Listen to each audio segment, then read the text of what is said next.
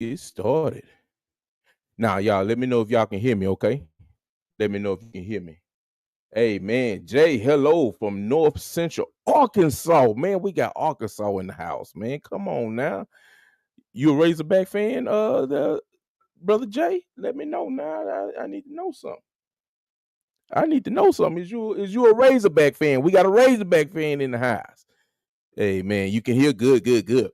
Well, brothers and sisters, we are live here with the Monster Podcast. Listen, man, I try to leave y'all alone for the rest of the day, but I just can't leave you alone. I just can't leave you alone. Just can't leave you alone. Man, y'all, welcome back to the channel, man. Y'all already know we family here at Moments True Podcast, man. I'm so glad to have y'all here with me on today. Y'all let me know if let me know if the internet is freezing. Let me know if it's pixelated or whatnot. I want to make sure that everything is working legitly because I can't see it, but y'all can see it. So if I'm freezing, if the screen is freezing, if it's pixelated or something, let me know. Okay, hey man, not a Razorback fan, a recent trend. Okay, came from Houston. All right, I got you.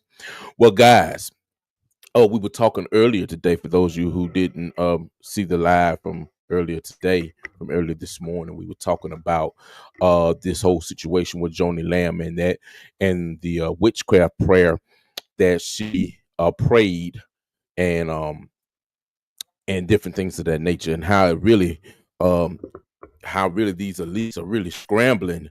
They scrambling to save face. I'll say that they're scrambling to save face. All right, let me take these off right quick. And that's what's really going on, guys. The elites here, they're scrambling to save face. And so when you hear about them doing this crazy stuff, when you hear about them trying their best to fear tactic and do fear mongering, you already know what time it is. What's going on, Sister Diana? Good to see you. You're back again. Yeah, man. I can't get enough of y'all. Can't get enough of y'all, man. We're here for part 2. Listen, guys, we got 20 people in the chat. I'm gonna ask all 20 of y'all, please like this video. Listen, I'm gonna play a quick commercial break, and then we're gonna be back in under 30 seconds. Okay, we'll be right back. Well, bless God, everybody. This is yours truly, Brother Remember. Listen, as we always say here on the channel, this is not a YouTube channel. This is a community, and you are family. So what I'm gonna ask you, if you have not, please take a second to subscribe to the channel and hit the bell notification and turn it on to always, so you can always get alerts whenever we go live or whenever we post up uploads. Look, I look forward to interacting with you. I look forward to getting to know you and your family as you get a chance to know me and mine. Without further ado, let's get back into the video. All right, guys, we are back. Listen, it's something that I really, man, listen, it's crazy stuff going on with this Daystar situation, Faith Life Church, IHOP with Mike Bickle, It's some crazy stuff going on, guys. And what I'm going to do is I'm going to share on the screen this video from Julia Royce. Let's see if I can get it. Where is it?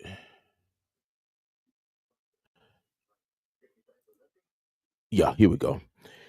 I'm gonna share this screen with you all, and we're gonna break down this video, guys. This is Julia Royce. She kind of going into detail. She's the one that broke the story on Daystar. She's the one that also began to break the story on Faith Life Center. Her and Laura Lynn Tyler Thompson and some others, and we're gonna dive into that too. But guys, this stuff is really getting to the point where it's bad. It's really, really, really, really bad, man. And you know, I'm to the point now where I'm saying that this stuff, it needs to come down. It all needs to come down because, man, this I can't even put it in words, brothers and sisters. I can't even put it in words how evil, conniving, manipulative this stuff really is. And this is why, the Bible teaches us that we should not know any man by the flesh. We should know every man by the spirit, because you don't know these people behind closed doors. You don't know what these people are like. They are putting on a front in front of the cameras, but behind closed doors, these are some of the most nasty, some of the most manipulative, some of the most conniving people, man. And they have no fear of God. That's the main thing. They don't have a fear of God. Because if they had a fear of God, they would not be doing the things that they are doing. Trust and believe. Trust and believe. They wouldn't be doing the things that they're doing. So listen, guys, I'm going to play this video for you all.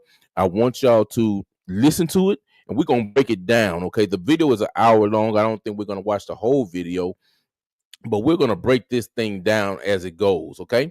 And then I'm going to play, and I'm going to read you all an article from Faith Life Center, and then there's another video from one of the victims of Mike Bickle. And make no mistake about it, guys, these people all run together.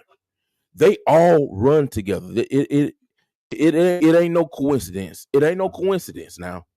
This ain't no coincidences, ain't no happenstances. All these people run together. They all in the same circle. They all buddy with one another. And it's no and when Daystar, when the Daystar domino fell, then all these other dominoes begin to fall as well. So let's play this, and then we'll get into the rest of it. Here we go. Y'all let me know if y'all can hear. Y'all let me know if y'all can hear this. For the past several months, Daystar TV has been embroiled in controversy involving allegations of covering up SA, spiritual abuse, and financial misconduct. And many are wondering what really goes on at this supposed Christian network. Today, a former assistant to Marcus and Joni Lamb gives a revealing inside account. Welcome to the Roy's Report, a podcast dedicated to reporting the truth and restoring the church. I'm Julie Royce. And on this episode, you'll hear from Lisa Anderson, who served as an assistant to Daystar TV founders Marcus and Joni Lamb from 2007 to 2011.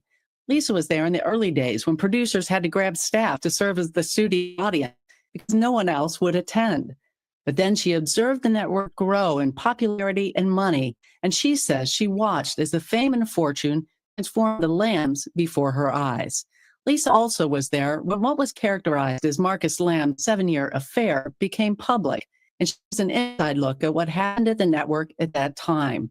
Lisa also witnessed questionable financial payments and transactions, and Lisa will speak to all of this and more on this episode. This is what I'm talking about, guys. This is what we are talking about. All this stuff that goes on behind the scenes. Now, she was saying that this lady, Lisa, she watched Daystar transform. She watched the Lambs transform before her very eyes, okay? She watched it when nobody was watching, when they were in obscurity. Nobody really cared about what was going on, and it's sad to say this, but, when people first start out, they're on fire for God. They want to know more about the Lord. It's all about pushing the kingdom and pushing the gospel and pushing Jesus' agenda, building his kingdom on earth. That's what it's supposed to be about. And when it starts out, that is what it's about. But then as the money and the fame and all this stuff begin to come in, then all of a sudden people's true intentions come. Because money and fame open up doors that you never would have thought would open up for you. Money and fame gives you, it's a whole nother level of pride that comes with that money and comes with that fame. And guys, I'm not surprised at what Julie Ross is saying right here. Here we go. Well, again, joining me is Lisa Anderson, who worked as an assistant to Daystar founders Marcus and Joni Lamb from 2007 to 2011. And in that role, she saw up close and personal, not just what happened at Daystar TV, but also within the Lamb family. And when these allegations came out several months ago by Jonathan and Susie Lamb about the cover-up of the SA of their daughter and also financial misconduct and some other things.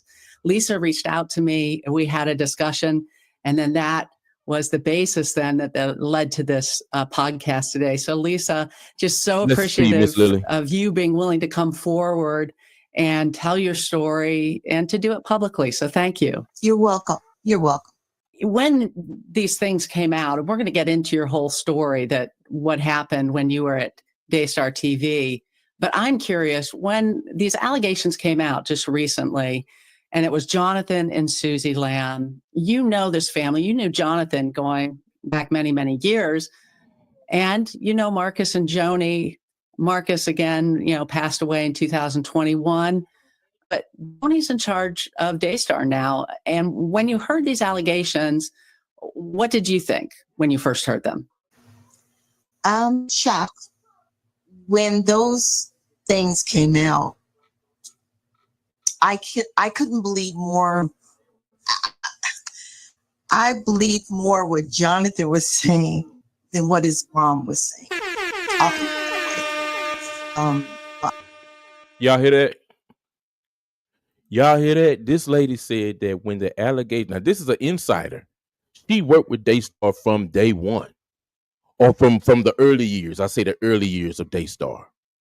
For a person that worked from the early years of Daystar, that knows the Lambs personally, for them to come out and say, for her to come out and say she believed in the outset when the allegations first started, she said that she believed Jonathan and Susie over Marcus and Joni. That says a lot. That means that that culture had been going on for a very long time. This ain't nothing new. She knew the Lambs before they had Jonathan.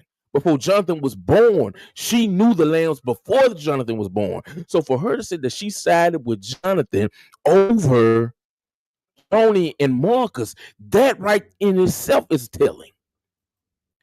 That in itself is telling. Guys, that's why I say you don't know these people when they in front of the cameras. It's behind closed doors when the real them comes out. So you mean to tell me that this culture has been going on longer than what we know? Come on, man, this is crazy. Let's go a little bit further. I got an opportunity to work around Joni day and night and day, after hours, during hours. So in all the years that I've known Jonathan, I would never known him to do anything against the grain, anything that was against God. Okay, so for me to hear what Joni says, I think it should have been a little bit more sensitive from the mom to the son, because this is your son. And if you know your son, you would know that he wouldn't be just making this stuff up to gain anything. He was humble. Jonathan is a humble young man. And listen, let me ask y'all something. Why is it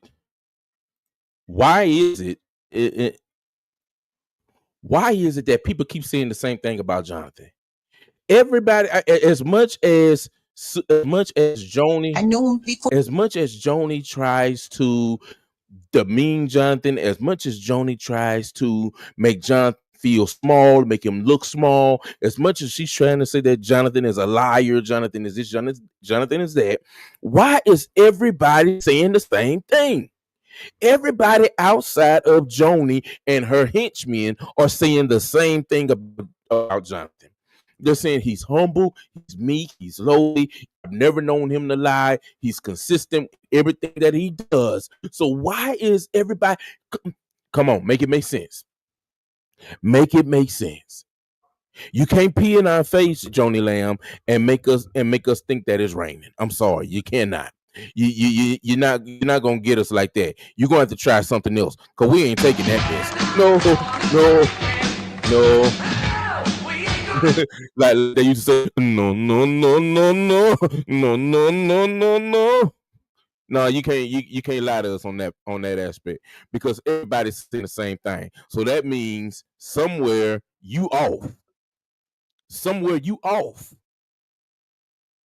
That means, Joni Lamb, somewhere you are off. I'm sorry. Let's go a little bit further.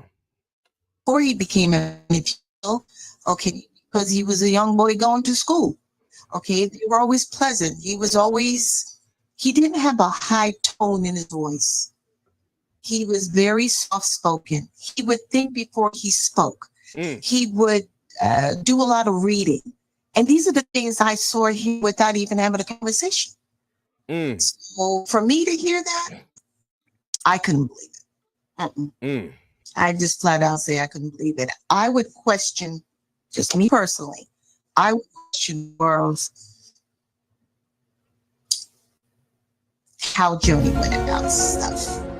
That's what I would question more than Jonathan would do.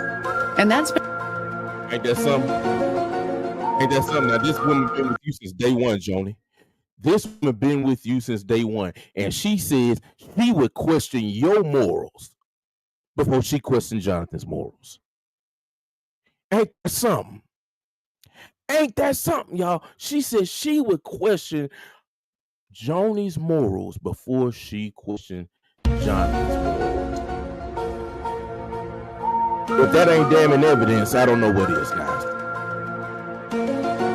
Because the truth gonna find its way to the light. And guys, we just in the first 5 minutes of this interview. We haven't even gotten to the meat and potatoes of the interview yet. We are just in the first 5 minutes of this interview, and you are already beginning to see the heart of Joni Lamb versus the heart of Jonathan Lamb being told to you guys by someone who was with Joni from the beginning. This woman was with Joni from the beginning. This ain't somebody who just jumped on the bandwagon. This ain't somebody that just come out to work and just saying whatever. This ain't no disgruntled employee. She was with Daystar before Daystar was Daystar. She was with Daystar when, in her own words, she was with Daystar before Daystar even had a studio audience, when nobody wanted to come to any other tapings, when nobody knew anything about them. Jonathan was a teenager when she worked for Daystar. Thank you. Let me recheck my statement, because I said earlier that she knew Jonathan before Jonathan was born. Forgive me, guys. Jonathan, and thank you, Sister Norma, for correcting me. Jonathan was a teenager when she worked at Daystar. But she was there before Daystar became the giant that it is. When nobody was sitting in the studio audience, when nobody was watching Daystar for real. And then she watched Daystar turn into this giant. And she watched Jonathan, she watched Joni and Marcus Lamb change before her very eyes. She was there during the beginning of Marcus's 7-year affair. She watched how that affair affected Joni. She watched how that affair affected Marcus and the cover-ups behind that. So, guys, she got no reason to lie. Let's go a little bit further. I need y'all to like this video. Message. I need you guys to like this video, okay? I need y'all to like this video and share it. Let's get it going in the algorithm, okay? Y'all do that for you. It ain't gonna cost you nothing to like the video. From people that I've talked to who know both of them, and certainly my experience, I have not to Joni to interview with me. I've asked numerous times, but Jonathan and Susie, yeah, I'm quite sure I won't. Even though I would love to ask her some of these questions and to be able to ask follow-up questions, but instead what I get is statements answer only the questions they want to answer. and we don't get to really do the kind of questioning that I've been able to do of Jonathan and Susie, who have given consistent answers. Now, now Julia just brought up a great point. And I've been screaming from Jump Street, from 21 Jump Street. I don't know if y'all remember that show, 21 Jump Street. But I've been screaming this from the jump. Julia Royce is the one that broke the story originally about Daystar. Julia Royce is the one that Jonathan and Susie went to start to get this ball rolling, so to speak. And you can kind of say that she's the reason why Faith Life Center and other ones are being found out now, because of Jonathan and Susan, because what they've gone through at the hands of Joni and being able to stand up and speak truth to power, because of their sacrifice and strength, is giving other victims the strength to come out and tell their stories from the different ministries that they have suffered abuse from. And it's no mistake that all these ministries run together. They are all connected. They're all connected. There's no mistake in it. But I've been screaming this from the jump. If Julia Royce is the one that dropped the story, Julia Royce is the reason why YouTubers like me, YouTubers like my man Social Fire and the Unction and different ones, she is the reason why some of us are on your behind. Okay, so my thing is this: why not sit down with Julia Royce and tell your side of the story? Why not sit down with Julia Royce, all this evidence that you say you have? Like, for example, when Marcus Rogers went and interviewed you, Joni, and you said you got all this evidence that you showed Marcus Rogers, why not show it to Julia Royce? She the one that came out with the story. Why not present the evidence to her, make her print a retraction, and give you a public apology? If you got truth. But you ain't got no truth. Joni, you ain't got no truth. Otherwise, you would have been put it out there by now. Ain't nobody talking about you gonna wait till I go to court. Ain't no court going on. You don't want to go to court because you don't want to go through the discovery. You don't want to do that. But you sure enough ain't going to Julia Royce to tell your side of the story. Why is that, Joni? Answer that question. Inquiring minds want to know, why are you not going to Julia Royce to tell your side of the story? I like to move it. I like to move it. Inquiring minds want to know. Let's get back to it, guys. Throughout, and I have found them the same way. To see is very honest, very forthright, and Jonathan to be a humble man who's obviously going through a tremendous amount of turmoil and pain because of what's happened. So, I appreciate your perspective on that. I think that's helpful. So let's go to the very beginning when you started at Daystar, and I know this was quite a time period that you were there. And we'll get into some of the things, like, for example, Marcus's what was called an affair, and we'll talk about whether that really is even the right thing to call it. But you came in 2007. What brought you to Daystar? Okay, so what brought me to the ministry? One is close to my home, and I always wanted to be part of a ministry. So this kind of went hand in hand for me. So when I went to interview, it was with Joni. She was taking a break in between a show to come and interview with me with Sam McNeil, who at that time was the executive assistant for Joni. And really just Joni, but Sam would assist Sam Marcus whenever need be, because we at that time just one executive assistant for both of them. And they interviewed me with an interview, and I think it was a match right away. They called and let me know that I got the position and that I would be the executive assistant to, at the time, it was Joni. And Sam would be training me. Samantha, roll colder Sam, and that she would be training me to cross over because eventually she was going to retire and do something else.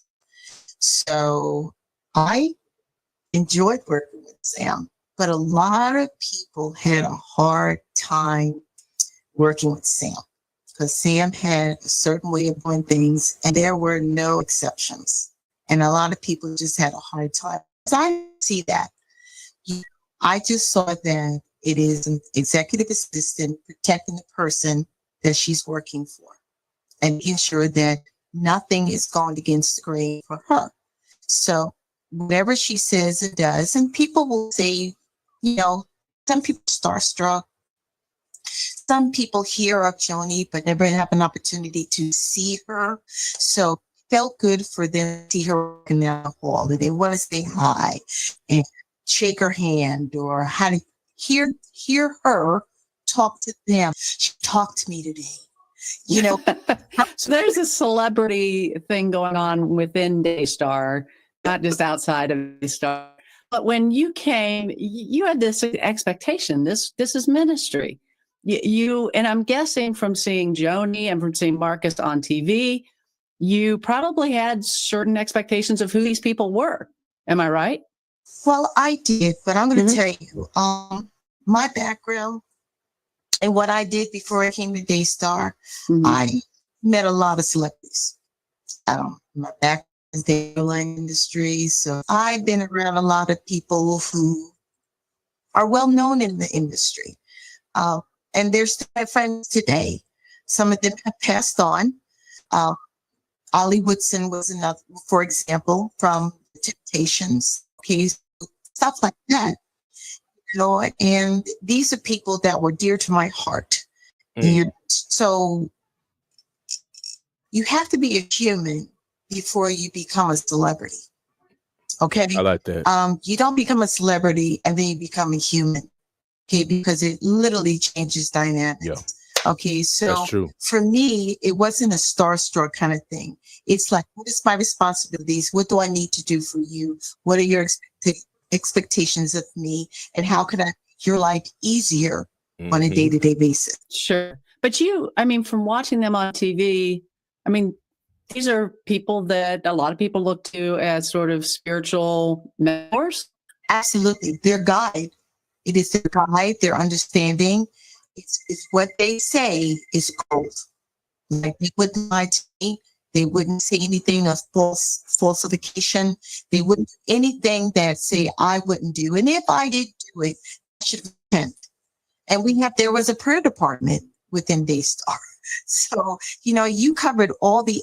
But that goes on to what I was saying earlier. When everything is starting out, when you're first starting out, and it's all about ministry, it's all about, you know, getting the word out there. It's all about providing a platform for the gospel so that people can get help, souls can be saved. You're going to be in a place where, you know, you're pure. You're going to be in a place where, you know, you're seeking God. You're going to be in a place where it's all about Jesus and nothing else. And she's saying that's the place that it was in when she first got there. It was about Jesus. It was about seeking the kingdom. It's about not treating people wrong. And if I have, then I need to repent. I need to get it right.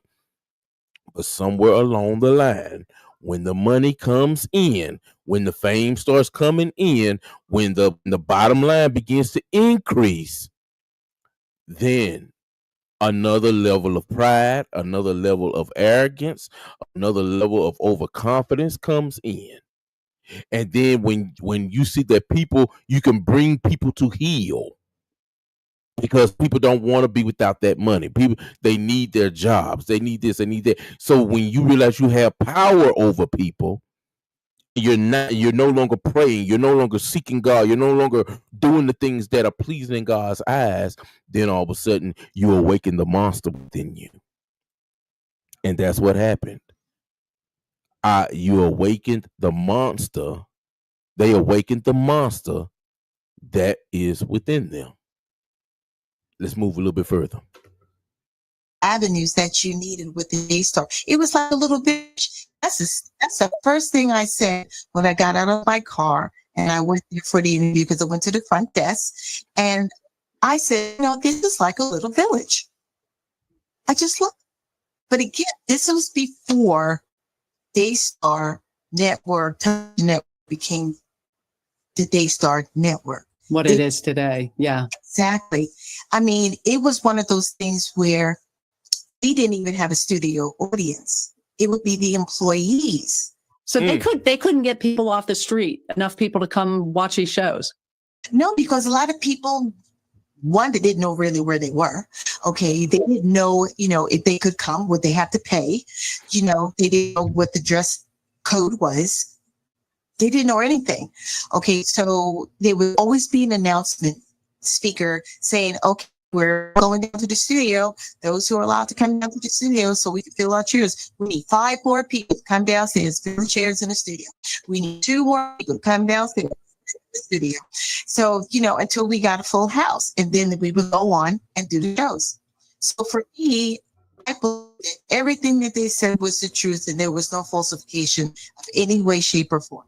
Wow. So in his humble beginnings, at that point, you're experiencing this as a village, with the IRS, they're certified as a church. So this is, kind of a family, a Christian community. Mm-hmm. And then something happened. They became more famous, more popular, more wealthy. Yes. And from talking to you, things began to change, not just in the operations, but the people. Did you see a change in even just there being more distance between Joni and Marcus and the staff? Because you guys were family before, right? We were close-knit. It was a different vibe. I'll put it that way, a different vibe, different understanding. So you're very hesitant to ask. You just keep your head down, do your work, and just, the time on the clock, and then you go home. Different, Marcus got an upgrade in the vehicle. Joni got an upgrade in the vehicle. You say upgrade. Marcus. A better car. Yeah. So what was Marcus driving? It's been so long. I know that Jonathan, at least after Marcus passed, Jonathan got Marcus's Porsche. So we know that's what he was driving then. Okay, so before he got the Porsche, when I was there, Marcus did not have a Porsche. No, He did not. So that was after that. That was an upgrade. Yeah, that was an upgrade for him. Yeah, I don't know what he was driving. And Joni, nice car, and she wouldn't even fill up her car with gas, you told me, or... Joni would never touch the gas tank. She'd never wash the car. She'd never vacuum the car. She would never do any of those things. It would be more of the security person who would take the vehicle and get it gassed up. And literally, when she's ready to leave, it literally be stated to have the garage door open, have door open, have the car running. So if it's summertime, the air. If it's in the wintertime, you have the heat on. And then she would just go ahead. She would always like the fragrance of vanilla in the car. So that would be the fragrance. It would always be taken every single week to be washed, shined, brought back, gassed up, door open, and ready to go. I don't know if y'all understand what's going on right here, but this what Miss Lisa is doing, she's showing y'all the transition. She's showing us the transition of how they went from meek and lowly Marcus and Joni, want to be humble, want to be holy, just want to do God's will, to all of a sudden now, let me upgrade you. And just the little bit of success that comes. All of a sudden now you can upgrade a vehicle. Where you was driving I'm not saying this that he was driving a Toyota Tacoma, I'm just using for an example. Where you was driving a Toyota Tacoma, now you can drive a Lexus. Or where you was driving a Lexus, now you can drive a BMW or a Mercedes. Where you was driving a 2012, now you're driving a 2023. And it's just a little things like that. That's how Satan operates. See, he'll start giving you little bitty things, and if you're not watching, if you're not careful, you'll fall victim you'll fall prey to his game. Little bitty upgrades, and what it did, it brings a little bit of pride unchecked. So now you got people, she said Joni didn't even put gas in the car. The security team put gas. The security team, vacuuming it out and washing it and putting the vanilla fragrance. All Joni got to do is just get in and roll. Little bitty things like that begins to feed that spirit of pride and begin to make you think you above everybody, because now you're starting to feel your own celebrity.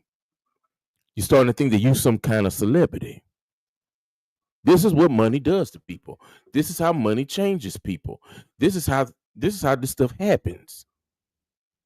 Diana says you should be surprised what money does to some people. It's the truth. It's the truth. When you start getting money, and I can tell you from experience because I worked over in my younger years, I worked overseas as a contractor. You talking about making 80, 90, close to $100,000 a year tax free. I'm 21, 22, 23 years old making that kind of money.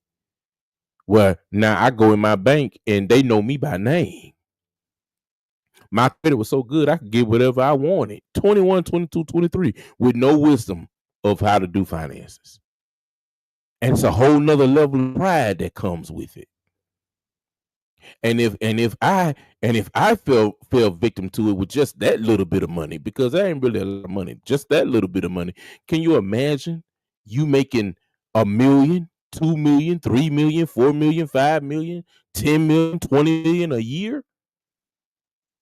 And you trying, if you don't have God, if you don't stay close to God, you will get lost in that. Money will become your motivator. If you don't stay close to God, money will become your motivator. And that's what happened with the lambs. They walked away from God and money became the motivator. Let's go a little further. So this is staff doing this on donor dollars. Yes. Yes. And also the meals. From what I understand, Marcus and Tony they went from fast food to eating on linen tablecloths and having salmon. And, like this was a regular thing, the kind of lunch they'd eat. Got a little, embrace the journey where each moment turns. Well, yeah. This is the kind of food they eat. These are the things that she would prefer to have. Now, Joni would always want to try and eat healthy. She would always want to try. So, like for breakfast, when she would come in, because she would come in with her hair wet, because she would just wash her hair, and then the hairstylist would just start to dry it. And if he had to put a dye in it, because of the gray, maybe sheen or anything like that, or highlights.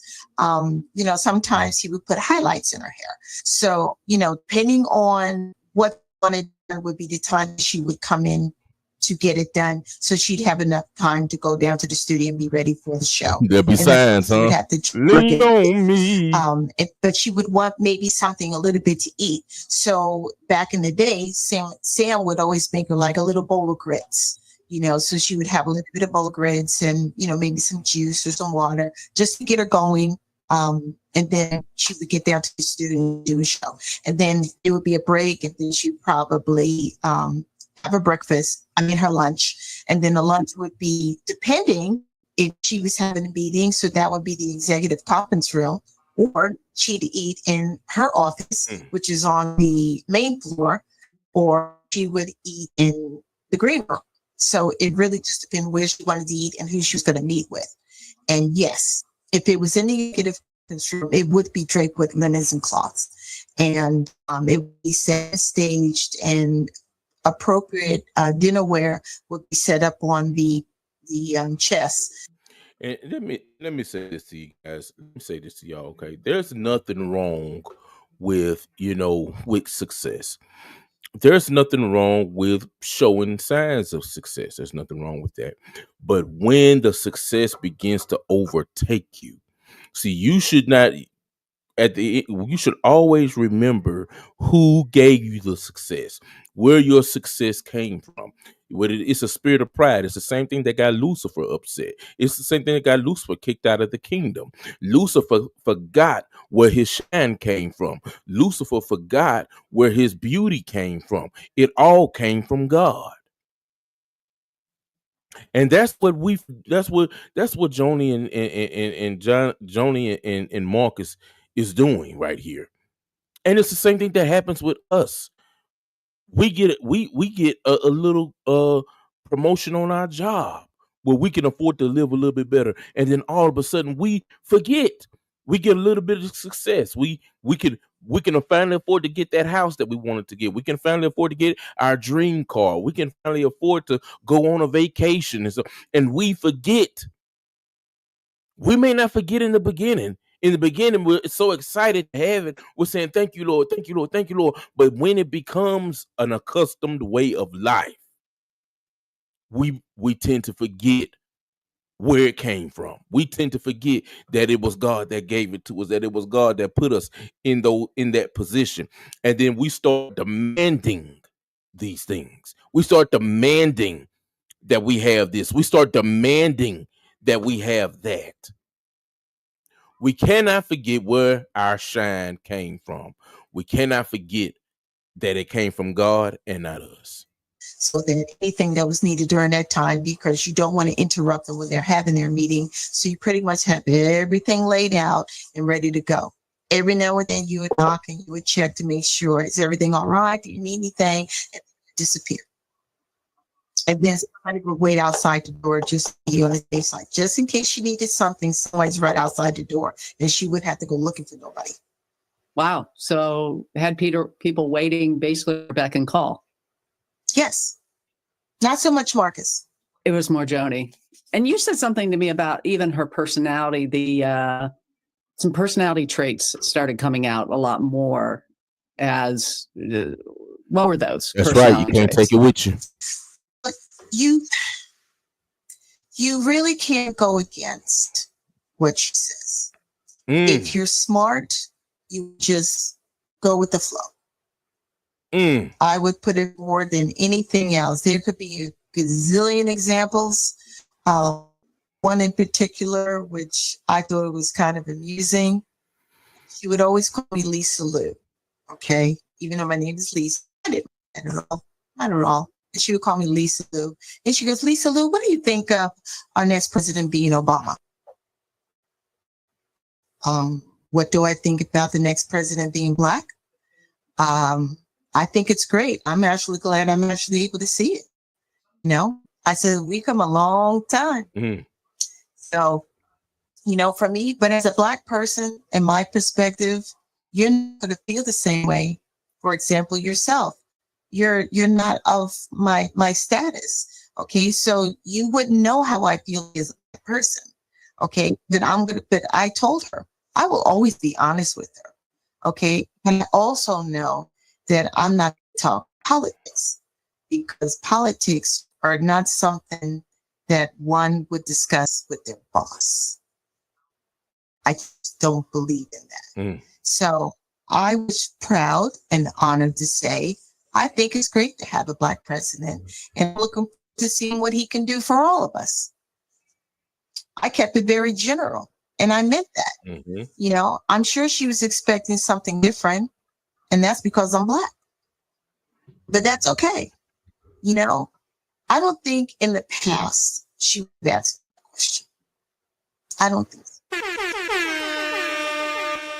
Y'all notice what she said, right? Before she started talking about the color issue, but she said that with Joni, you gotta agree with what she says. You gotta go along to get along. Isn't that for me? Isn't that don't sound familiar? Don't that attitude sound familiar, brothers and sisters? Doesn't it sound like a lot what's going on right now with Joni? You got to go along to get along. You got to do what she say. Don't challenge her, because she gonna make your day difficult. Brothers and sisters, these traits didn't just pop up out of thin air. They didn't just.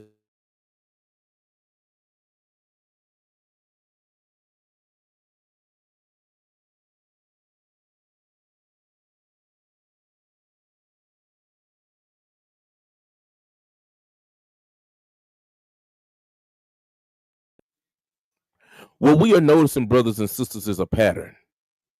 It's a pattern. It's a pattern of wrongdoing. It's a pattern of abuse. It's a pattern of her constantly having her way. That's what it is. It's a pattern of her constantly having her way.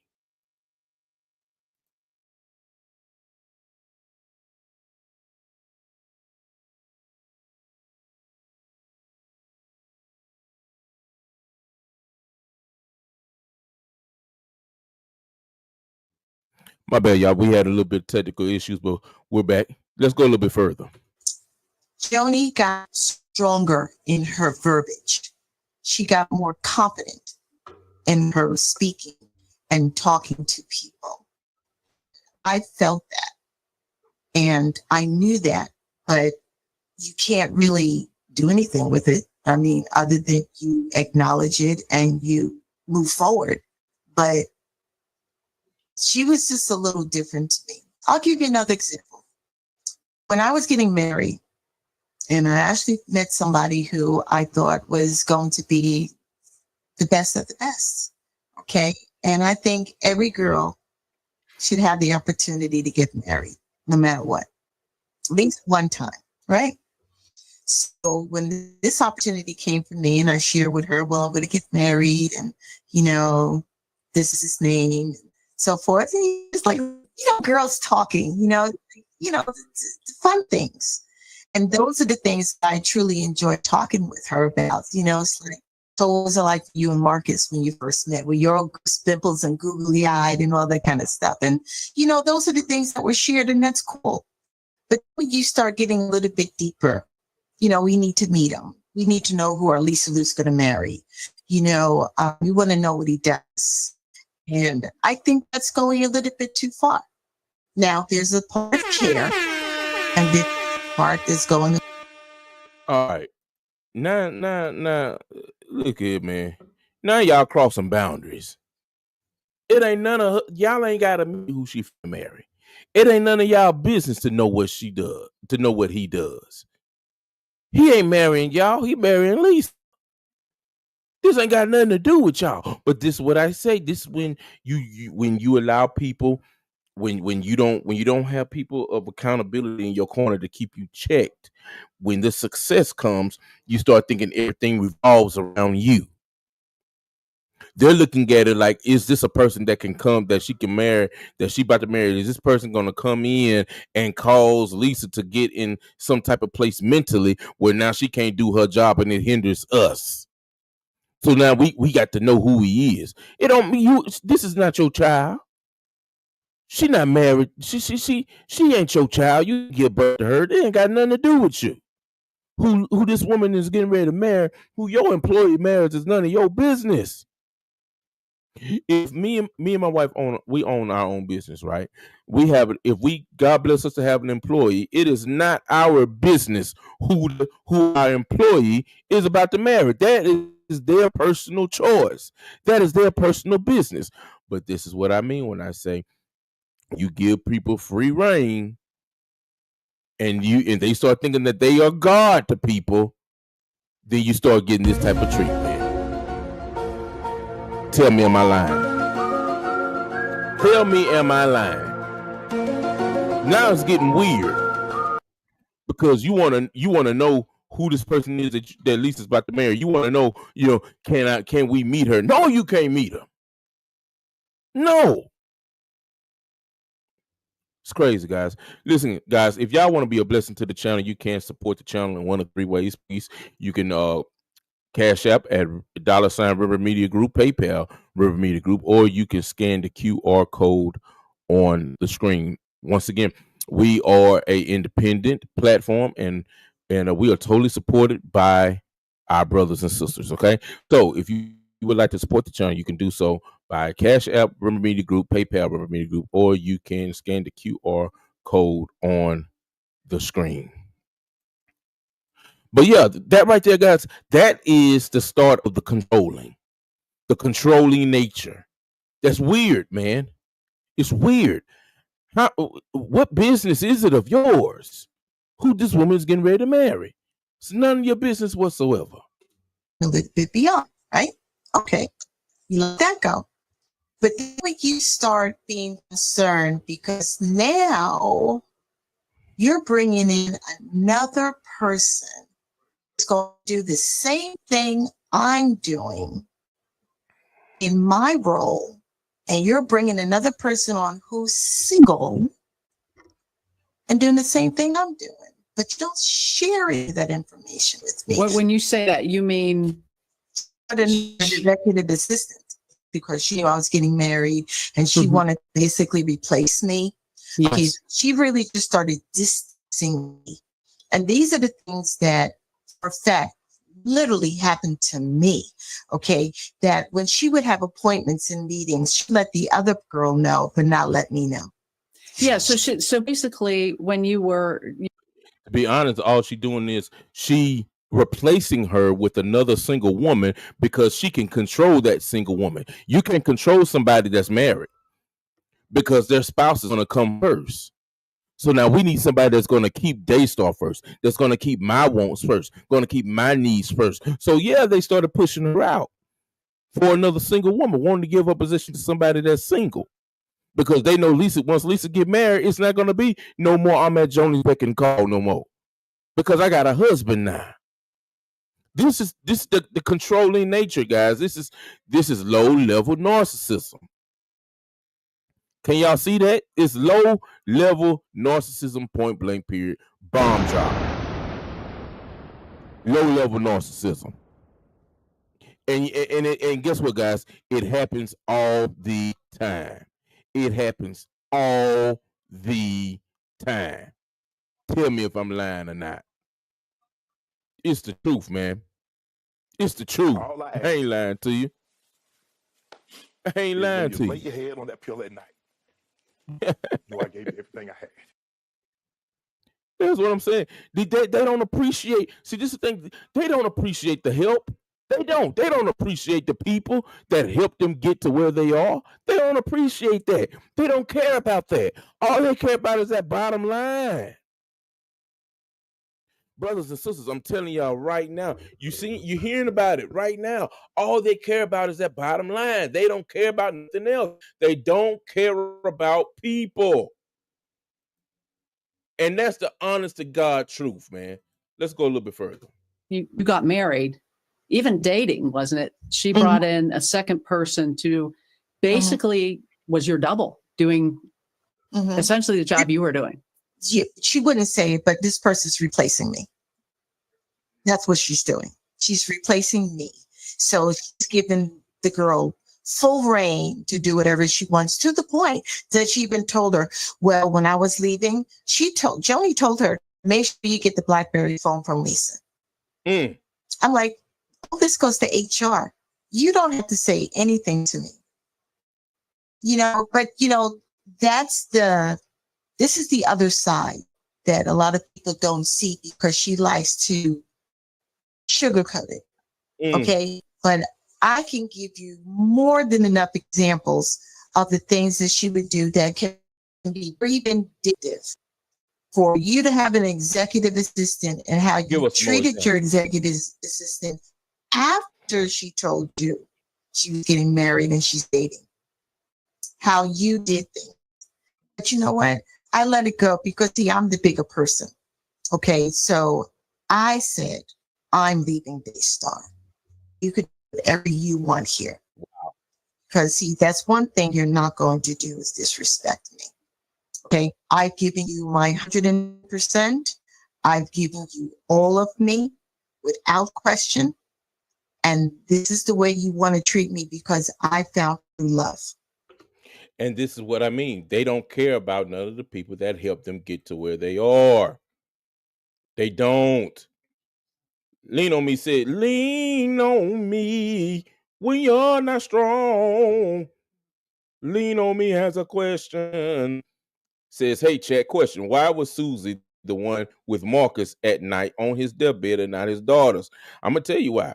Because they didn't care. That's like when you have people that don't check on loved ones, that don't really care for their loved ones, but then when the funeral comes, they're the ones that's throwing the fit. Oh Lord, why them, Lord? Take me now, Lord, Lord, take me now. That's them people. That's them. Because if you look at it, the whole time Marcus was in the hospital with what they said was complications from COVID. Who was there? Susie. Susie was there, hand and foot, waiting hand and foot, submitting hand and foot. But none of the daughters was there. Rachel definitely wasn't there because she too busy trying to make sure Pete ain't assaulting nobody else. Yeah, she trying to make sure her husband Joshua Brown ain't assaulting nobody else. So you know she wasn't there. Rebecca wasn't there for whatever reason. But this is the thing.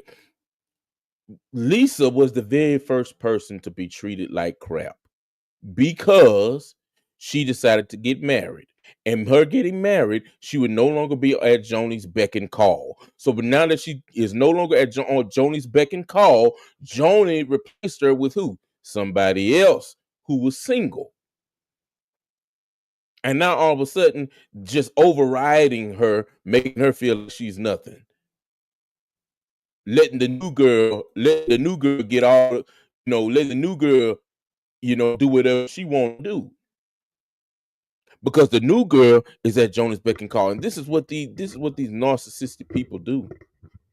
Trying to make you feel bad for moving on with your life. Because now they are no longer the center of your life. They want to be the center of your life. They want Daystar to be the center of your life. And that is why you have the Tom Calendars. That's why you have the Jimmy Evansons of the world. That's why you have the doggone what's his name? I forgot the other guy's name. Toro, Mr. Toro, Arnold Torres. That's why you have these men. Daystar is the center of their life, and they don't want to replace Daystar with anything. They don't want to have a life outside of Daystar because they're gonna get booted out. Somebody else gonna get put in that position. Let's be real, guys. Let's call a spade a spade. Let's call a spade a spade.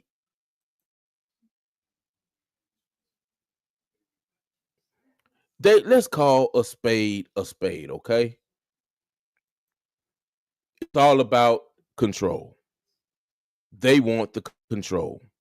They want to be the center of your life. They don't want you to have a life outside of Daystar. They don't want you to have a life outside of Daystar. Tell me if I'm lying or not, chat.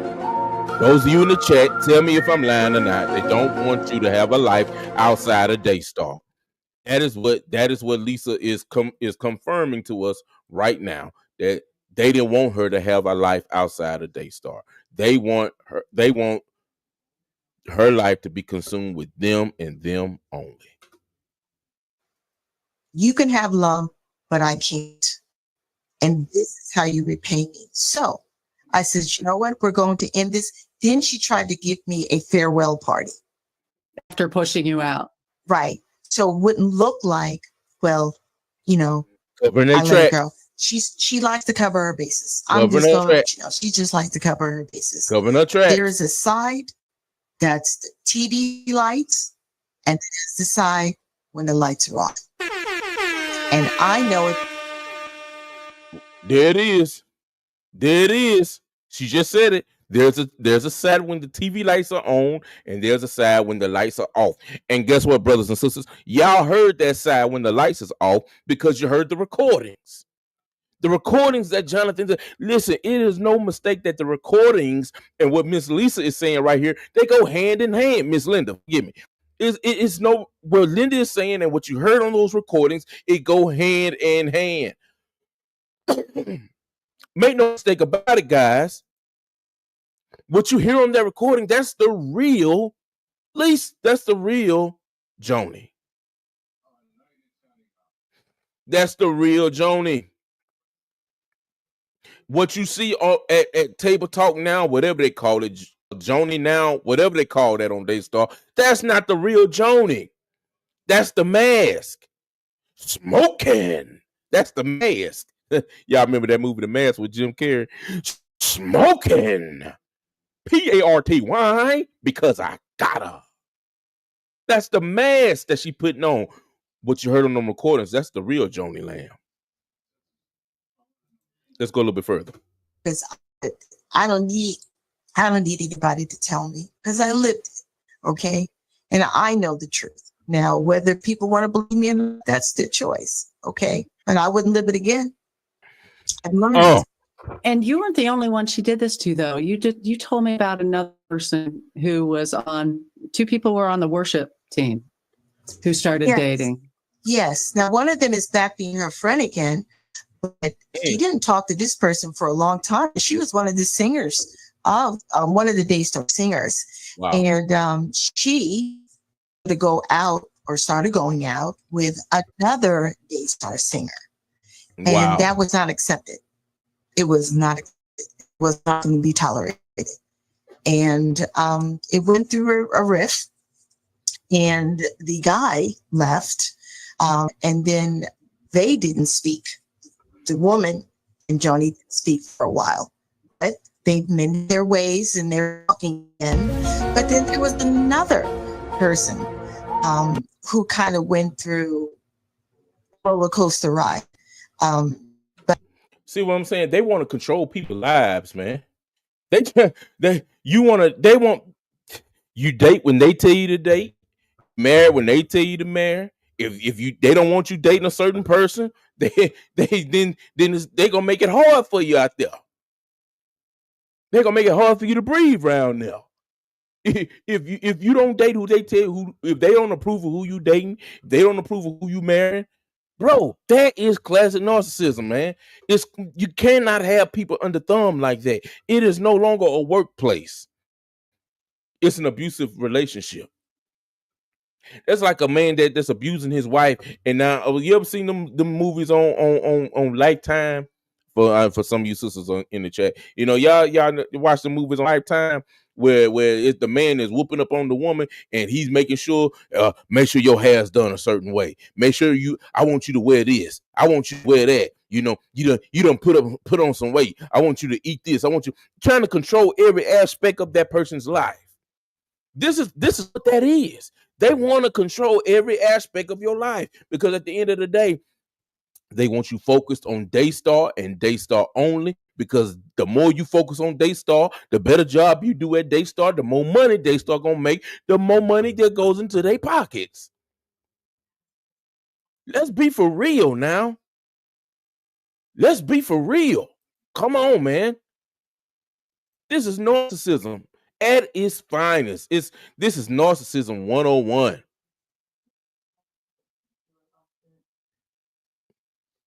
This is narcissism 101. Now, my question is now, how you gonna respond to this one, Joni? How you gonna respond to this one? How you gonna you gonna call her a liar? You gonna make a statement and call her a liar now? What you gonna do? How you gonna yeah, sleeping with this? Yeah, I remember that one. How you gonna spin this one? How you gonna spin this one, Joni? Now, this ain't no disgruntled employee. This ain't somebody that's making up something. This is somebody that's been with you since 2007, who saw you when you were just little sweet Joni, before all the glitz and the glamour and the lights, before the upgrades of the cars, before you could come to work with your hair all messed up because you had your own personal stylist at the job waiting on you, before all of that, before the millions, in the words of my boy The Rock, before the millions and millions of dollars. She knew you before all that. So my question now is, what you gonna say about this now? Let's go a little further. But he was in the very beginning. And because he had a business that wasn't Daystar quality, he was asked to stop that business. So he had a photography business. And the photography business may not be like a full-figured woman, or it may be maybe nightgown. Hold on one second here. Let me put this up. Miss Tammy Moncrief said Marcus Depp did not make Joni a narcissist. She was that way when I met her 30 years ago. So let me ask you this, Miss Tammy. Do you know her personally? How long have you known Joni? Was that just a one-time deal, or did you've known her? Let me know. I just had to stop because when I read that I had to know, like, hey, inquiring minds want to know now. Let us know. Hey, y'all, look at Linda on the screen. She like, what? Inquiring minds want to know, like, was that a one-time meet and greet, or do you know her? Let's go a little bit further. Stuff or elegant stuff, and it was not accepted. So he was asked to not do it, or you're going to have to leave. And he left. So the other person. There were several people. There are girls who worked in production, and one of them came from a Denny Davis ministry, and she found true love, and she's not anymore. There was another girl. She found true love and wasn't accepted. She moved to Chicago. So there are more than enough people that if you're having, unless you're in good. Hey, let's pause it right quick. So Miss Tammy, okay, she's wrote back. She said, I met her and Marcus at their first TV station. Sat down with both of them for an hour. Joni was cold as ice. She was cold as ice. What's that? That Tina Marie and Rick James song? You were cold as ice long ago. Y'all know nothing about it. You were cold as ice. I'm not surprised by any of these revelations. Wow. Ooh, but she does spill some tea, guys. Oh my God. Tammy does spill some tea. Oh my goodness. Lean on me, say, Tammy, ooh, that's tea. Yeah, so was Sis Tammy, was that a one-time thing? Was that a one-time thing when was that the only time that you met them, or not? Let me know. Y'all don't know nothing about that. Yo, Rick James and Tina Marie, y'all don't know nothing about that. You were cold as ice. Good hands with her, like you're a good friend to her, or you came into ministry there. It's really not accepted. Because they want you 100% self. They don't want you to have any divided loyalty. Yeah. Look at that. They just don't want it. Divided They loyalties. don't want it. No divided loyalties. Y'all forgive me, got this app, this ad. Ain't that something? You're not allowed to have no divided loyalties. They want to come in between you and your family. They want you to have a life outside. Yeah. You don't know, lean on me. You don't know nothing about that. You don't know nothing about that, you know. It was for pleasure. That's what my claim to fame. With every measure. Y'all don't know about that, man. Listen, we ain't gonna go in there. Hey, man. I ain't been a fool with y'all today. Don't turn on man. Hey, man. Okay, was the only time sitting down talking with them. My best friend had lunch with Joni 20 years ago. Wow, man, this is crazy. But yet they don't want you to have a life outside of Daystar. They don't want you to have a life outside of them. They want to be your life. They want your life to consist of them because they want you to focus on the money. You can't be distracted. You can't have a family. You can't go on vacations because we need you here to help us make this money. They don't care about any of the people that help them get to where they are. It's all about the money. Money. That's what it's all about. Man, I wish I had that sound effect. It's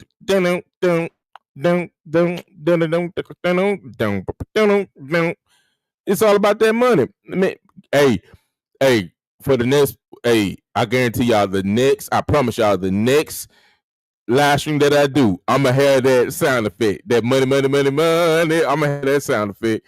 Money making Joni. Money making Joni. That's what it's all about, man. Timmy says Joni told my friend that she was the reason people tuned in to. Ain't nobody tuning in to watch no turkey neck Joni. Y'all know Joni got that turkey neck, you know what I'm saying? Let me stop, man. I ain't finna fool with y'all, man. Old turkey neck Joni. You know them turkeys got that extra neck down at the bottom. Go. Ain't nobody tuning in to watch no turkey neck Joni. Come on, man. Let's be for real. Let's be for real. Who is watching ministry now for real besides your grandma and them? Who is watching ministry now besides your grandma and them? In other words, she was the star, not Marcus. Narcissist. Classic narcissism. Classic narcissism, man. That's it, man. It's sad. It's sad. Like, who's watching ministry now? That's the name of the show, right? Ministry Now with Joni Lamb. Yeah. Yeah, the only person that's watching is Doug and his people. Let's move a little bit further, guys. Because she does not want you to have a significant other. Red wig. Why? Because if she wants you or needs you, she just wants to tell you. She doesn't want you to go and ask your significant other, is it okay that I go? Is it okay that I be with her? Does this mean you basically were on call 24/7? Yes, ma'am. I had a BlackBerry back when BlackBerries were around. And she could call you at any point and you have to go. Mm-hmm. There was one example I'll never forget. It was a Thanksgiving Day. Oh my. No joke. Thanksgiving Day. You have Thanksgiving at my parents' house, which they only live around the corner from me. We were having Thanksgiving dinner, and it was her calling me on the phone on my BlackBerry. Lisa Lou, would you go over to Madeline's, which was over there in Arlington, pick a coconut cake and bring it to the house and leave it on the counter? Sure enough, I did. This is your humble servant, sure enough, I put it on the counter. Clearly been a miscommunication, Jesus. Just saying this burden is a little bit too heavy for your servant, Lord. I'm just saying, Jesus, my cup runneth over, Lord.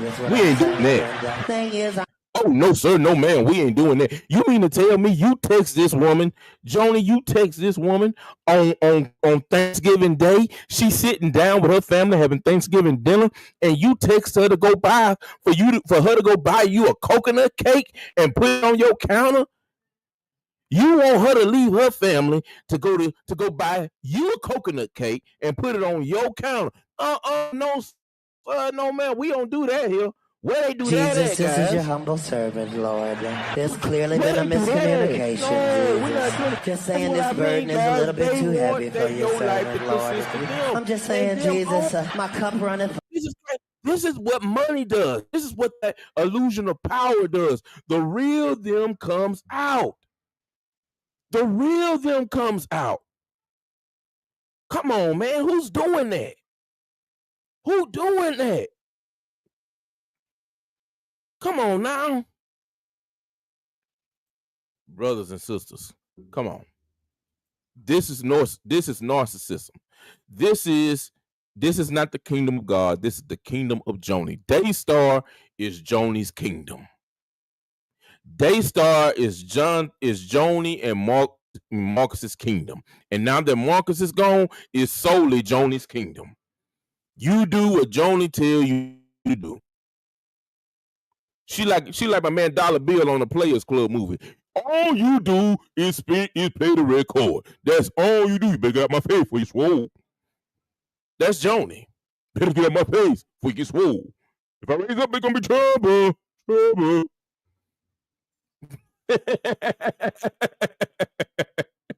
That's Joni. If you better get out my face before you get swole. If I raise up, it's trouble. Trouble. It's her kingdom, bro. It's her kingdom. That's all it is. That's right. Lily says, still no anointing on her program. It's washed out. You lost the anointing when you started acting like this. That let me know the anointing didn't just leave during 2023. The anointing didn't just leave during 2020. The anointing left years ago. When you start treating people like this, the anointing of God done left. It done left. Because the real anointing of God, the real anointing is love. The anointing of Jesus Christ is nothing but pure Holy Ghost love. And when you ain't got the trace of real love, you done lost the anointing. The anointing ain't there no more. You left your family on Thanksgiving Day. I certainly did. Says I have to make a run. I will be back. Continue on. And I left the house, got in my car, went to La Madeline, picked it up, took it to her house, left it on the counter. They were in the other room having their dinner. Wow. Cake was on the counter, left the place, closed the door, and went right back to my family. Yes, I did. Wow. That was a true fact. So yes, I'll give you another example. Okay. I got a dime a dozen, but no, there was Rachel, and she wanted foundation. And one of the things that was concerned was I need to make sure your passport is more than 6 months out. That was the first thing. And she assured me that her passport was fine and everything was good. Okay.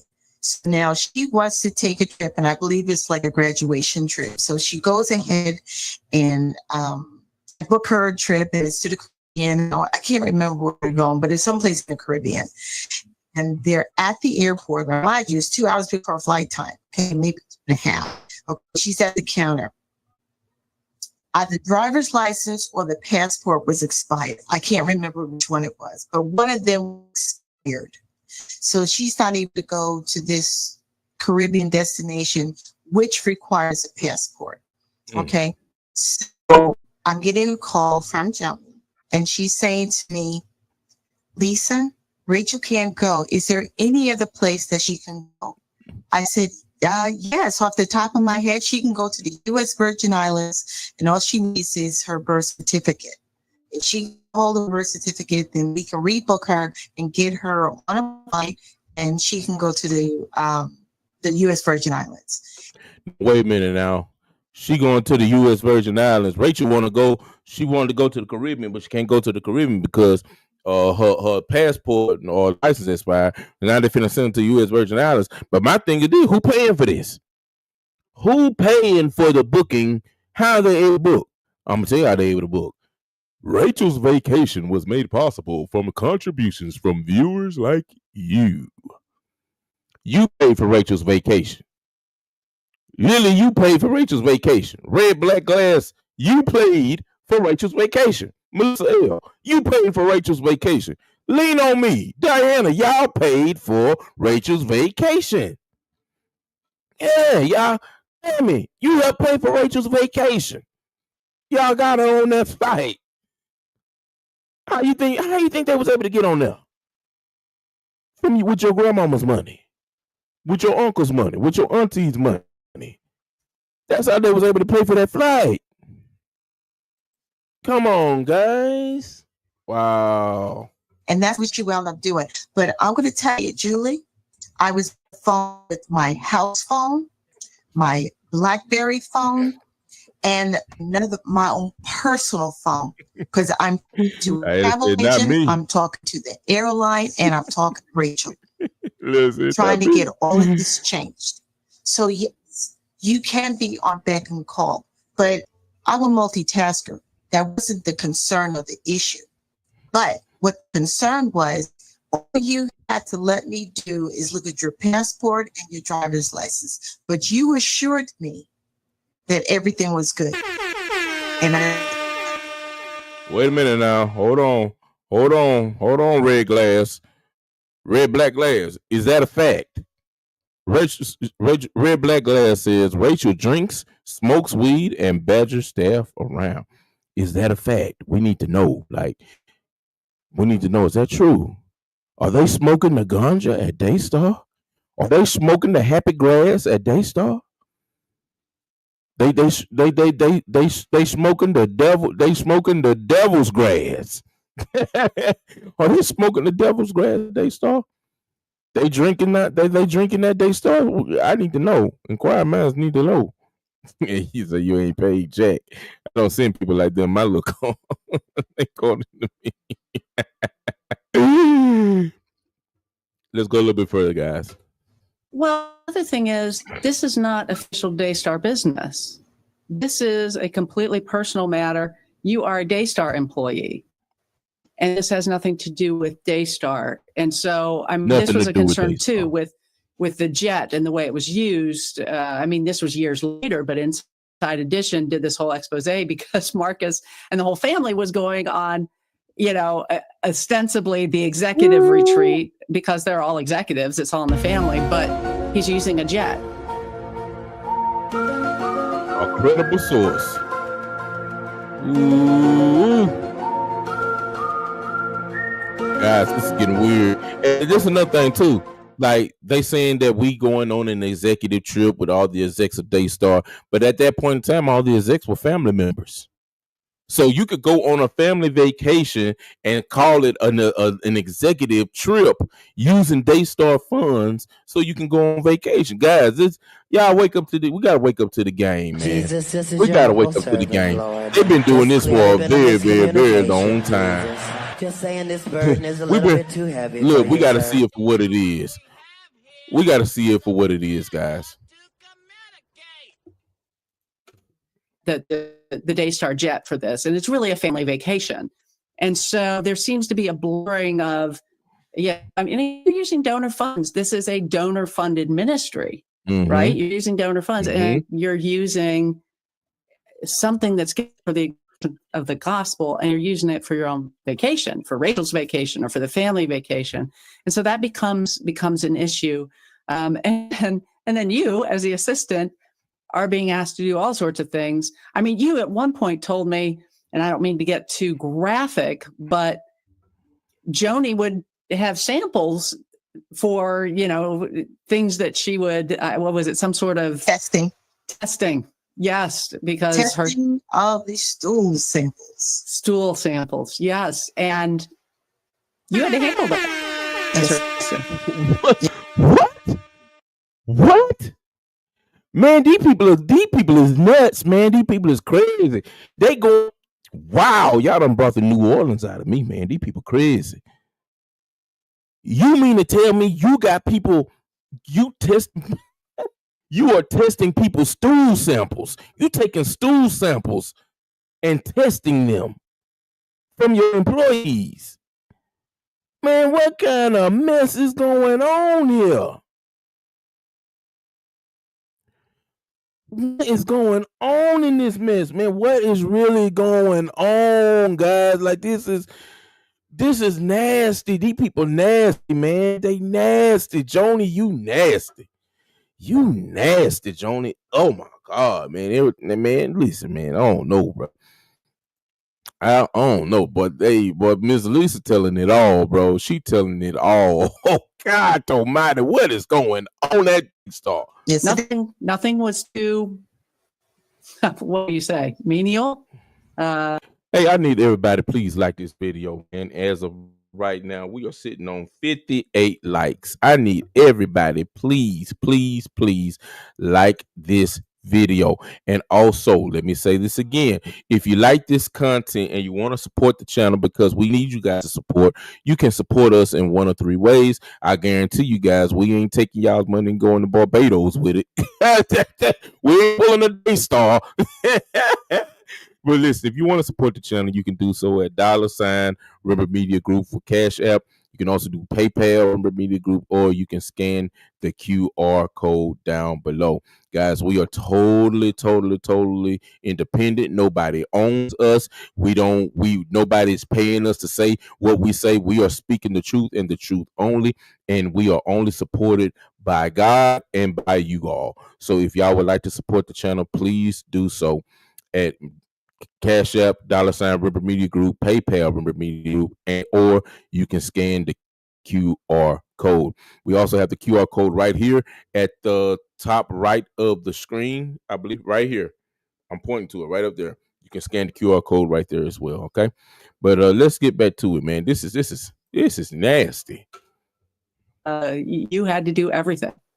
Yes, ma'am. Put it in biohazardous bag and put it in a box and ship it off. Ooh. Wow. Yes. Wow. So, I mean, really, it was the personal assistant that really went far beyond her job and into her entire life, basically. And that was paid for with donor funds. You also told me about the kids that when they were in college, I don't know if this was true of Jonathan, but I know of Rachel. I don't know if Rebecca too, but they started getting salaries for doing what? Nothing that I knew of. And was it Jonathan too, or was this just Rachel and Rebecca? I think it was just the sisters, but I'm not really sure. But I just know that we're pulling in a salary, and they weren't even actually like live on the show. But like, you and I coming into work, and at the end of the week, I get a paycheck. Right. And how much were they getting paid? That I don't know. That I really wasn't sure, but I know it's probably more than what I was making. And you were coming in every day. They were coming in how often? And maybe after school. So they were still in school when they're just coming by. They just kids in school, and they getting paid a bigger salary than Joni's personal assistant. Guys, man, this goes far into misappropriation of funds, guys. So that means Rachel. That's why Rachel acts so spoiled. That's why she the type of spoiled brat that she is, because they've been lining her pockets with y'all money ever since she was in high school. Man, come on, man. This is getting insane. To say hi, or maybe get something to eat, or maybe because whenever they show up, Marcus or Joni would just invite them. Especially Marcus, he would always love to invite his children on the air. It says, "There goes my Rachel, and there goes my Rebecca. There's Jonathan." So they would always are very proud of the children, and they would always they're there. They want them to be seen. Sure, but not something necessarily that deserved a salary from your perspective. Well, it wasn't given to me to understand why they're pulling in a salary and they're not even there. But yes, man, guys, this is just, I don't know, man. I don't know. This is beyond weird.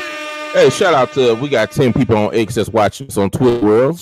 Shout out to all my Twitter family that's watching this. Want to thank you for joining the live stream. Twitter is in the building. Thank y'all for joining Twitter world. Thank y'all for joining. Y'all, please let me know where you're watching from. We'd love to interact with you all as well. But I had to give my Twitter people some love. So let's go back.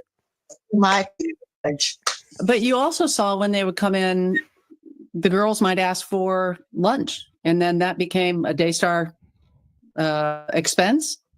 Well, yeah, because then we could have one lady that would actually, she was actually in charge of handling any kind of food orders that have to go on in Daystar, and she would make sure that she would get their orders and make sure that all the content there and have it ready for them, whether it be in the green room or up in her office or wherever it may be they wanted to eat. Wow. So yeah, there was a lady who would make sure that if they wanted something to eat, she would make sure get their orders and have it ready for them.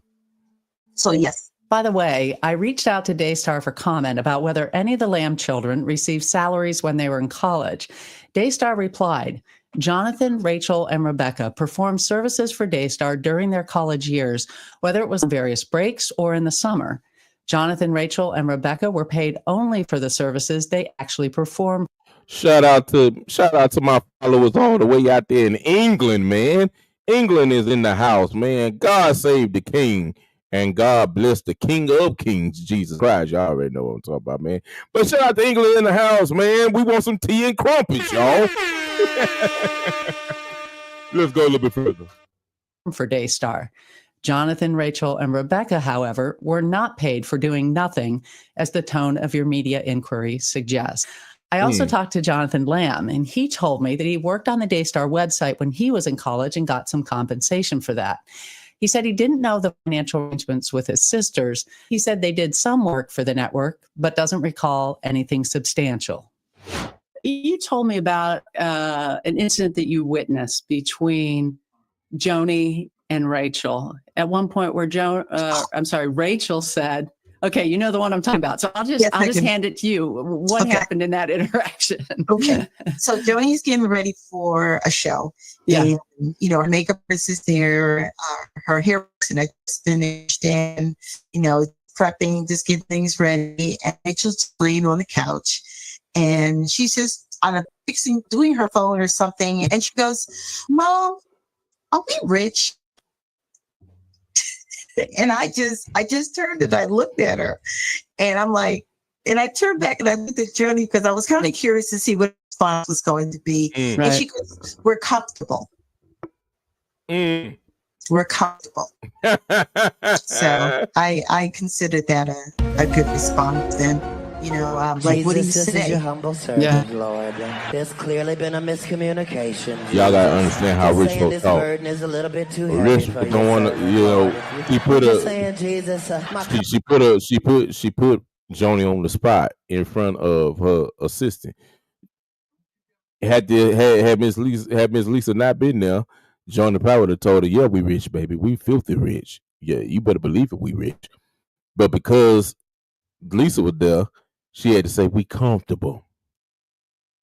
I tell you what, man, anytime you can go anywhere you want, you can buy whatever you want. You have your own hairdresser and all this, that, and third waiting for you when you pull up. You ain't got to wash your car. You can do whatever you want. You got people take your stool samples for testing. Whenever you can do stuff like that, you more than comfortable. How many of y'all on here want to be comfortable? I wouldn't mind being comfortable.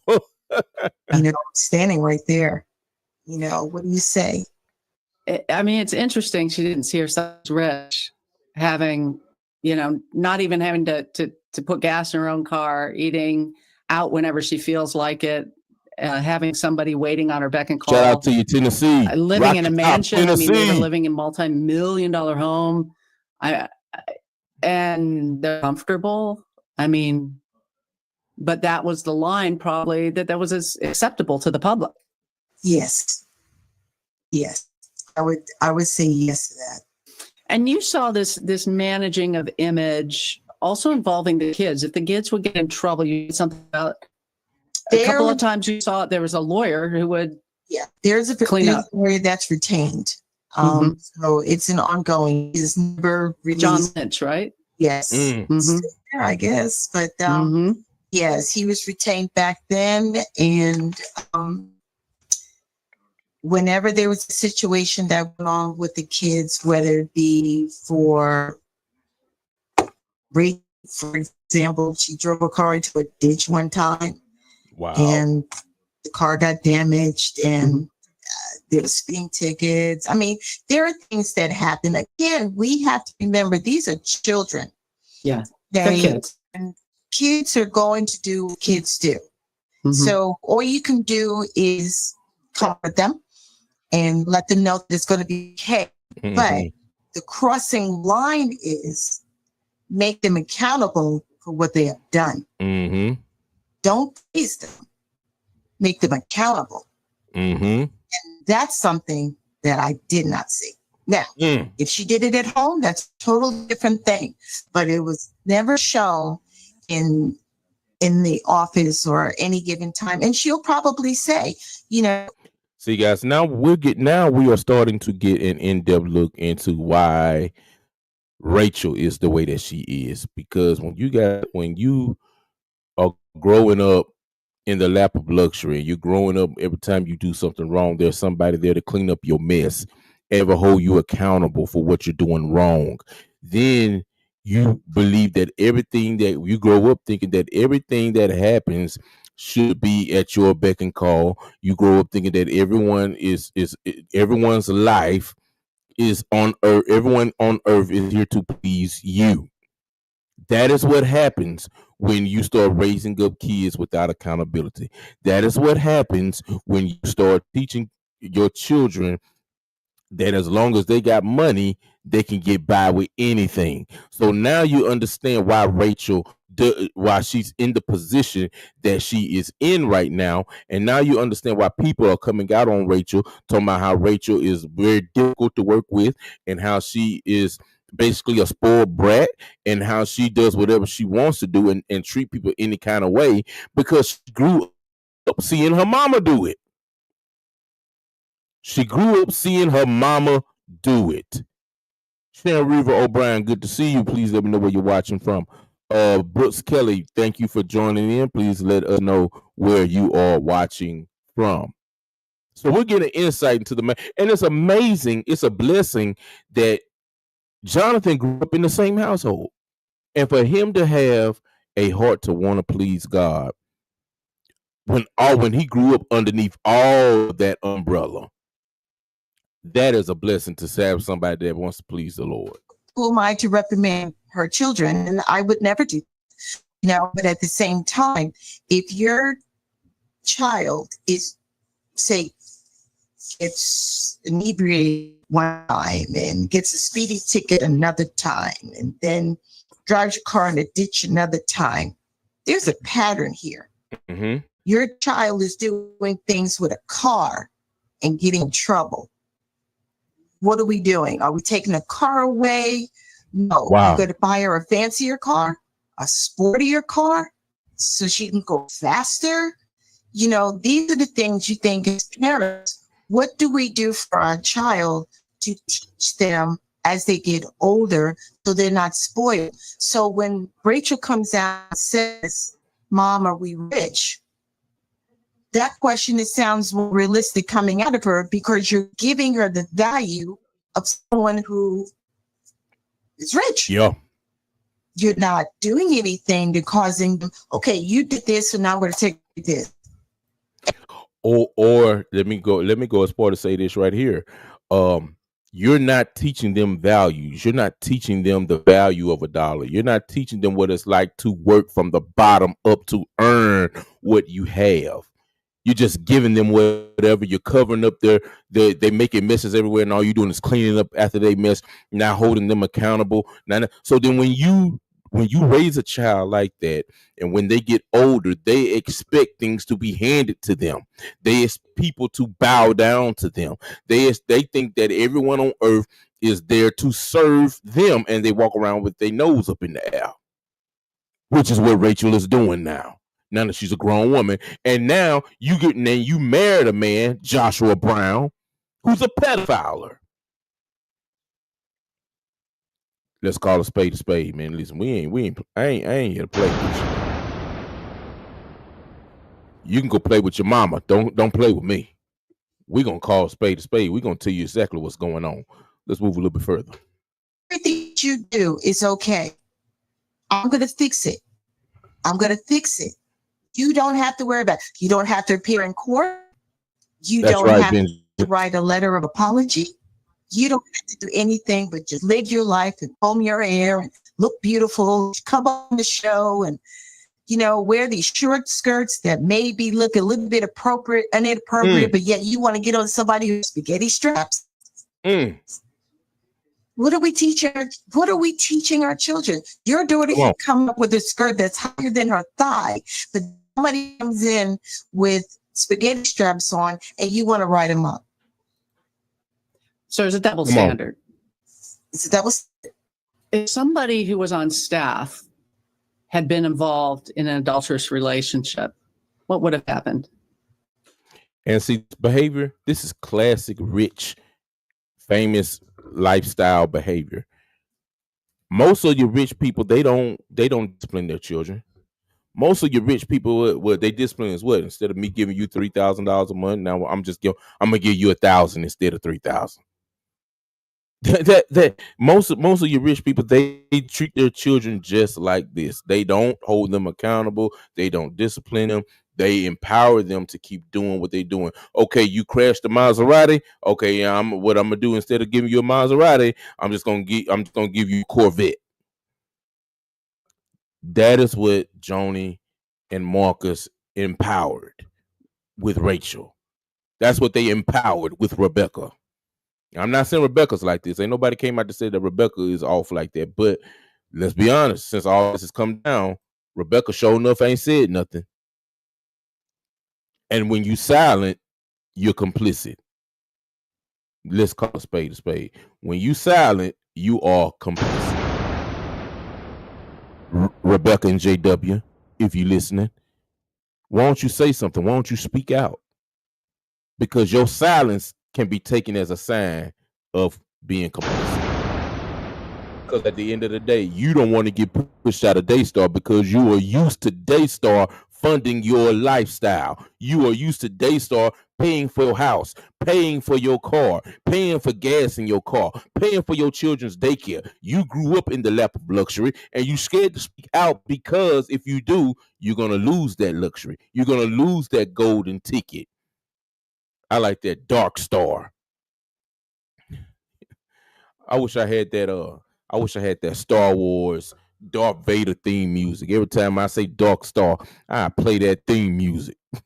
Dum dum dum dum dum dum dum dum dum. Dark Star. That's what I'm saying, man. Thank you.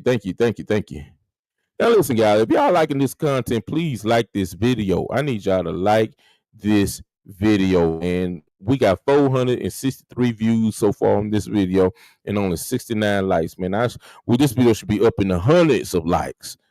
It should be up in the hundreds of likes. And if y'all want, y'all can also send super stickers. Y'all also can send in a super chat, something like that. Support the channel, guys. Support the channel. Here we go. And they found out about it. Yes. He would have called you in and had a good talking to, then it would have been prayed over. They would have been sent down to the prayer department. They may have been written up because you just don't do that. Would you have been fired? No. I don't think you would have been fired right away. I think if anything, you probably would have been talking to your immediate one up would have been saying something to you, but I don't think you would have been fired. I think if anything, forgiveness. I think that's what they would have looked for. And, but if it happened again or if it continued, then that's a whole different scenario. So you were there in 2010 when it came out that Marcus and Joni were to this, I think, as an inappropriate relationship. Then it was later talked about as a 7-year affair. I just want to say, the woman involved was an employee, so Marcus was her boss. This is classified as a church by the IRS. So Marcus would also kind of be her spiritual authority, would be her pastor.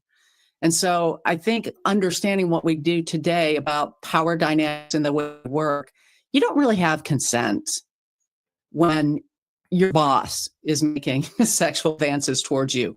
There's a power differential there, a huge power differential. And so it's pretty shocking to me, even going back and listening to some of the clips of how this was presented. But again, in 2010, they came forward, and I have a clip of what they said when they announced on air that this relationship had gone on. And supposedly there was more happening behind the scenes. We'll hear how they characterize it. I'd like to hear how you experienced everything being there. And then we'll also look at maybe what the truth was in this situation. But I'm going to play that for us. This is a very special program because we are going to be sharing our heart with you today. And I just want to say right at the front, sweetheart, that you and I are strong. And I think that our marriage is better today than it has ever been. You are just an absolute angel, and I am madly in love with you. And you mean, boy, you talk about faking the funk. You can look at them, man. They faking the funk.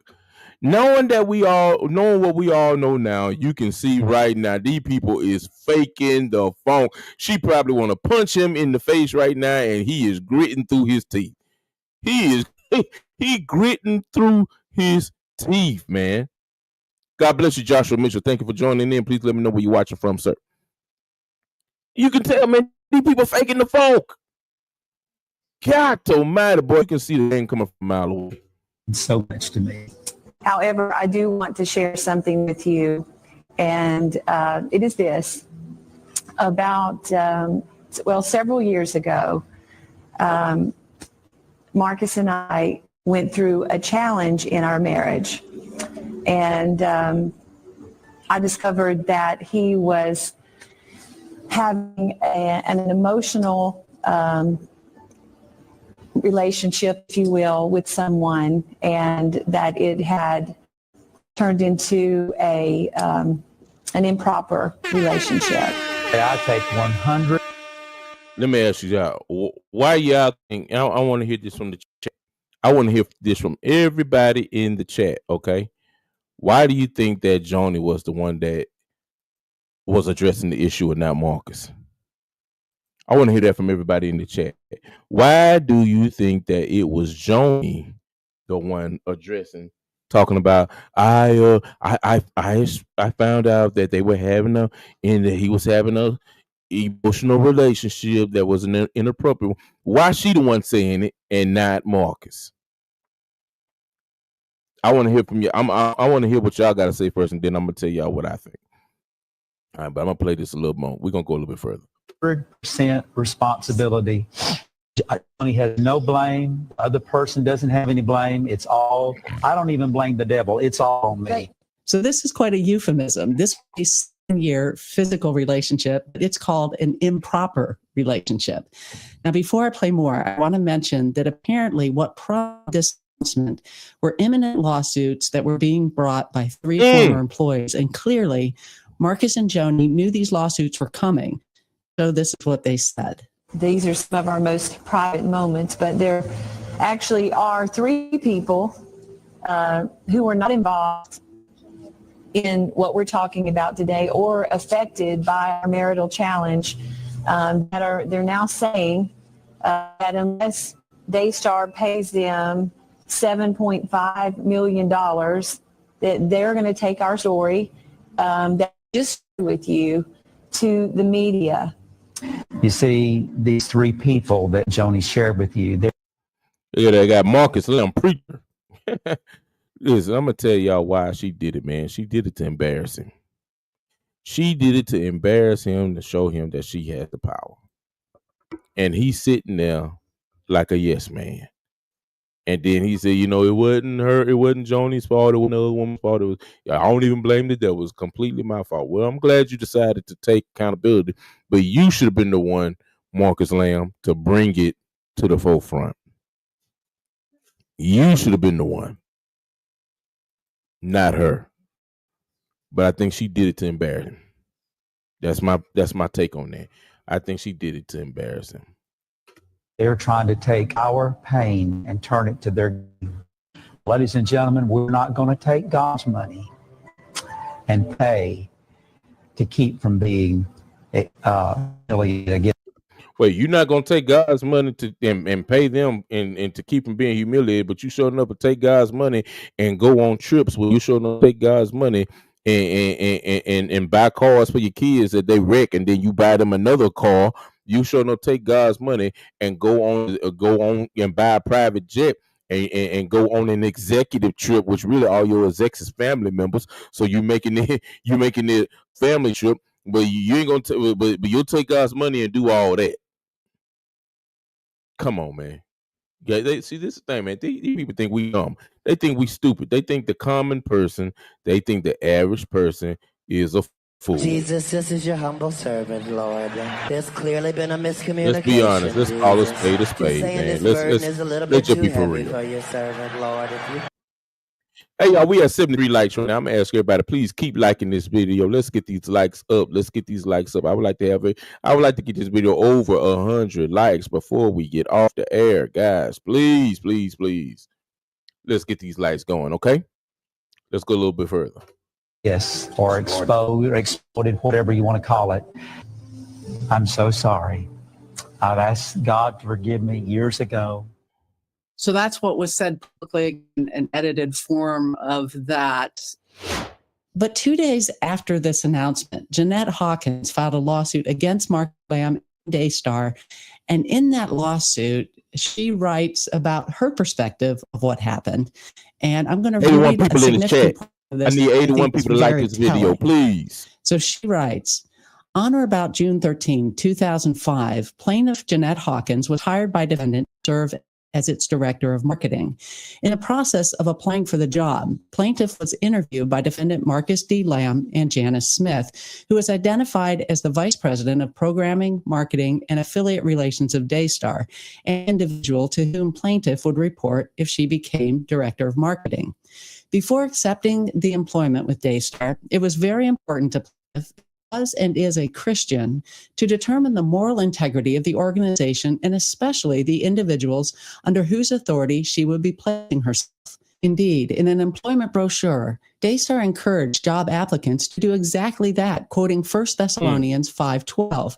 And we beseech you, brethren, to know them which labor among you, and are over you in the Lord, and admonish you. Accordingly, plaintiff asked both defendants Marcus D. Lamb and Janice Smith about the moral standards with which Daystar was managed and the moral climate of the workplace there. Both defendants, Marcus D. Lamb and Janice Smith, replied and represented to plaintiff that Daystar was operated in conformity to the highest standards of Christian behavior, making specific reference to chastity, modesty, and purity, and that conformity to those standards was required of all employees. Information provided the plaintiff by Daystar made similar representations. These representations were made by officers of Daystar in the course and scope. Wavana A, thank you for joining in. I'm gonna ask you, please, if you will, let me know where you're watching from. Please let me know where you're watching from. Let's go a little bit further. With their employment with Daystar. When defendant Marcus D. Lamb and Janice Smith made these representations to the plaintiff, they were themselves in the midst of an illicit sexual affair, which at that point had been going on for approximately 5 years. They did not disclose this fact to plaintiff. Daystar offered to plaintiff the position of director of marketing, and in reliance upon false representations by defendant Marcus D. Lamb and Janice Smith on behalf of defendant Daystar, plaintiff accepted the employment and began work, reporting directly to Janice Smith and indirectly to defendant Marcus D. Lamb. Thereafter, defendant Daystar and defendant Marcus D. Lamb himself continued to make representations about Daystar and about the marriage between defendant Marcus D. Lamb and Joni Lamb that were called in light of the ongoing affair between Marcus D. Lamb and Janice Smith. Plaintiff was an excellent employee of Daystar, performing duties with skill and professionalism. Daystar repeatedly acknowledged these facts. In August 2007, an employee of Daystar named Carrie Denny, who reported to plaintiff, advised plaintiff and another employee named Greg Brondo, who was in charge of information systems, that he had found emails clearly proving that defendant Marcus D. Lamb and Janice Smith were having an illicit sexual relationship, and that it had been going on about 7 years. In addition to many lewd statements, defendant Marcus D. Lamb wrote in one of his emails to Janice Smith that he could not wait to make her the next Mrs. Marcus Lamb. Wow. The emails also revealed the financial resources of Daystar had been used to facilitate trysts in other locations. Mr. Germany provided copies of the emails to plaintiff and to Mr. Brondo, and promptly thereafter tendered a 2-week notice of his resignation. The revelation of the ongoing and long-standing affair between 2 senior officers of Daystar, and indeed the 2 people who interviewed plaintiff to whom she reported. See, this is what money and control and manipulation and narcissism gets you. It gets you to the point where you can manipulate people to get what you want out of them. This man had a 7-year affair. Now, it's not excusing what Jonas done. It's not excusing. When you have a 7-year affair on your wife, and let's not get it twisted, guys. Let's not get it twisted. The whole time he had this 7-year affair, he was on your television screen preaching and teaching, supposedly, the word of God. The whole time he doing this 7-year affair, he on your television screen. And it wasn't until it came out that all of a sudden now he want to repent. Nobody repents when it's going on. No one thinks while it's going on that maybe I should stop and repent and acknowledge my sin. No, you only acknowledge your sin after you got caught. And that goes from Muslim, that goes to everybody. We normally don't acknowledge our sin until we get caught. So now you in front of TV looking like you walking Botox. Y'all look at you, man. Morgan Lamb look like he just a walking advertisement for Botox. Him and what's her name? What's her name that work at the White House now? Supposed to be Donald Trump's supposed to be his advisor. I forgot her name. Paula White. Him and Paula White, both of them look like walking Botox. Just a billboard for Botox. You know what I'm saying?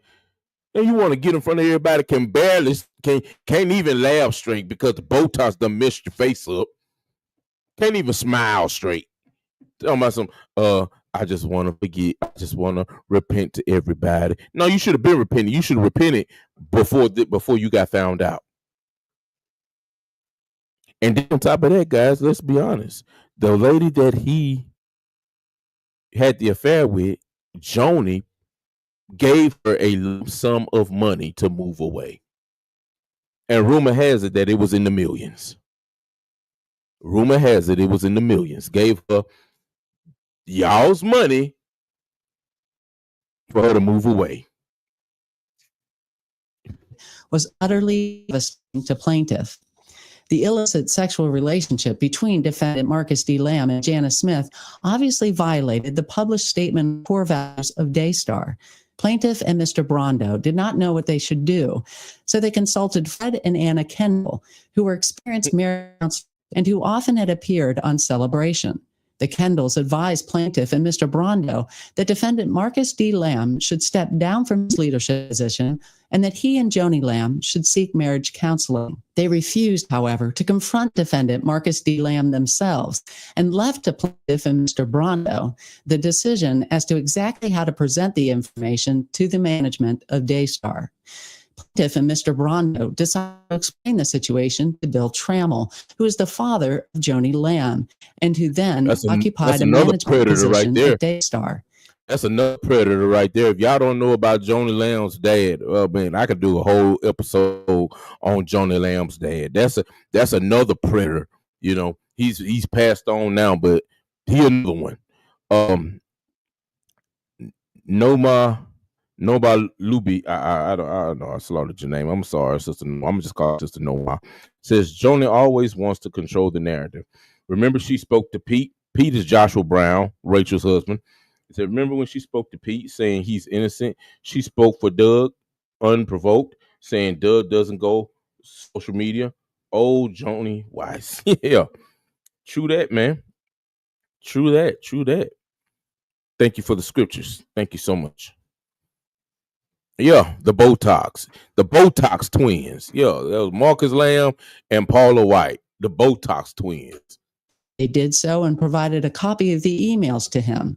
He thanked them and told them that he would provide a copy of the emails to Joni Lamb. Almost immediately thereafter, Joni Lamb called plaintiff and thanked her for bringing the affair to light, although this may also have been misleading, as the email contained information suggesting that Joni Lamb already knew of the affair before it was discovered by plaintiff. After plaintiff and Mr. Brando spoke with Bill Trammell, Joni Lamb insisted that Janice Smith leave Daystar immediately. Daystar hastily agreed to purchase her home and entered into a sham consulting agreement under which Daystar paid substantial sums of hush money to her. What tell y'all? Thereafter, Janice Smith moved out of state and did not render to Daystar services. What I just tell y'all? I told y'all they paid her money. They bought her house, which means they bought her house from her, and then gave her a substantial amounts of money for her to be quiet. And then Janice moved out of state. Come on, guys. Let's be for real. Let's be for real. Look this. I told y'all that's what happened. And this is what they do. This is what the rich do. This is how they cover up the foolishness.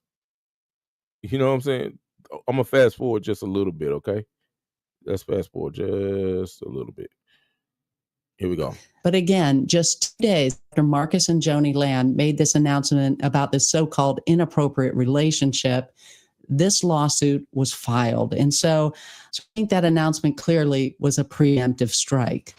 Honestly, when I saw this, the first thing I thought of was Ravi Zacharias, because I had been very involved in reporting that situation.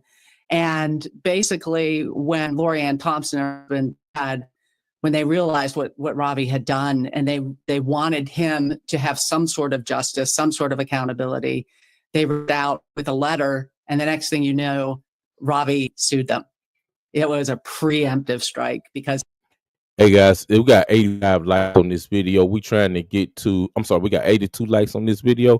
We are trying to get over 100 before we go off the air. So guys, y'all, please, as y'all are coming in, there's so many of y'all coming in, and I'm thankful to God for all 101 of you that are coming in. But I'm going to ask everyone, as you come in, please like this video. Please like this video. Yeah, I like what you said, Tammy. You said just like Joni paid Lisa Weiss to keep her quiet. Now you see that it's a habit. It is a habit that they have of doing this. This ain't just no one-time deal. This is a habit. They are in the habit of paying people to be quiet. They're in the habit of paying hush money, because in their mind, money makes everything go away. In their mind, money makes everything go away, but it doesn't. Said Bruce Kelly said they couldn't pay Jonathan hush money because he rebelled against the voice of God in Daystar. I like that. Hey, leader, how you doing? It says these people do not know God. There is no way. That's right. This is what happens when the fear of God is removed. I said it earlier in the stream. I said it earlier in my earlier stream today. I said the Bible talks about how the fear of God is the beginning of knowledge. That's why they dumb, because they don't fear God. Because the fear of God is the beginning of knowledge, which means if you're smart, you're going to fear God. If you don't fear God, then you must be dumb. Good grief, man. Hey, so many of y'all coming in. Joanna Reeves, thank you for coming in. Please let me know where you are watching from. Miss Kaylita, let me know where you are watching from. And Miss Yvonne, please let me know where you are watching from. Amen. Let's go a little bit further. He knew if he beat them to the punch, this would be filed in Georgia. They were from Canada. They would come down to fight this thing. And it was a calculated move. When they came out, as became an announcement, first of all, did you have any idea? Because apparently this was going on before that it came to public. I mean, do you know anything? I didn't know anything about the relationship, or I thought he was true to his, love for Joni. When this all came out, and I'm not sure what part it was said, but I do know that there was an emergency meeting. Shout out to Dublin. Shout out to Dublin, Ireland in the house. To go down and listen to something that Marcus had to say. Massachusetts. And everybody knew that there must have been something important. Neo, what's going on, man? I haven't seen you in a long time. Where you been at? Because he has an announcement. So everybody's being quiet and everybody's listening. What's going to happen? Everybody's happening. So what he says is, he says, if any of you are thinking about suing Daystar, you better think again. Okay? Because we just finished taking care of 3 people who just tried to bamboozle Daystar or something like that. Wow. See that? Now here come the tactic. They get all their employees together to say, if you thinking about suing Daystar, you better think again. Wow. That's fear tactic 101 right there. See how they're trying to get ahead of the curve. They're trying to hush people before they get out there. Tanya Hendon, good to see you from Idaho. Well, I heard y'all got some real good potatoes out there. Is that true? Let me know something. If the Idaho potatoes are really true. All right, let's move a little bit further, guys. He says, so if you're seriously thinking about doing something like that, you better think again. Shout out to Texas. And he's making it very, very clear. If you're considering suing Daystar, you may think again, because they have a team that will come after you and basically destroy you. Wow. And that's basically what he was trying to say. It was a very short meeting. I don't think it lasted more than 10 minutes. And then everybody was told to go back to their station. But he made it very, very clear. Don't try to sue Daystar. You had something, though, that you saw firsthand, an interaction between Sandra, Joni's mother, and Joni when this all happened. You stick with that man. This is what Sandra said. Okay, y'all got the best potatoes. All right now. Now, there were other things said, but the gist of it, I don't care what you do. Don't leave that man. And she went to her mom. So it goes from being what you felt was a family, a village, a community, where they loved each other. Shout out to Johannesburg, South Africa in the building. Johannesburg, South Africa in the building. Shout out to you. Thank you for watching. Keep on sticking with us. If you have not subscribed, y'all please subscribe to the channel. Let's get these likes up, guys. Let's get these likes up. We got 88 likes. We got a little bit, it's 657 views, guys. We got over 100 people in the chat. And we only got 90 likes, guys. Let's get these likes up. Let's get these likes up. Let's go. Let's go. Where people loved God. What you see by the end is people threatening you if you come forward, if you challenge them. There was no vehicle for challenging. If you did challenge, people who did challenge disappeared. Yeah, and who are you going to go to? You work for the top people. If I had a problem, there's plenty for me to go to. They were the people. So, so for me, I was at the top. I couldn't go any further. And I thought it was just going to be a beautiful, beautiful relationship. But when Lisa decided that she was going to have a relationship of her own, that's when the world started changing. Yeah. It started to bring somebody who was single, who came from Mike Murdoch's ministry. And I'm pretty sure the conversation was, well, can you find somebody that can probably work here that may not have any ties to other ministries? That's right. He's clearing house. So when she came in, she started as, well, she's your assistant. That's what it's called. She's your assistant. Then you're into that. But okay, she's my assistant. So then when she was doing the things that I was asking her, or she was trying to now make herself more than what she is, well, she's going to do the same thing you're doing. Or she's going to be traveling with me, versus you traveling with me. Or, it's starting to push her out. She'll come to the house and you don't have to come to the house. Or, so, you don't do that.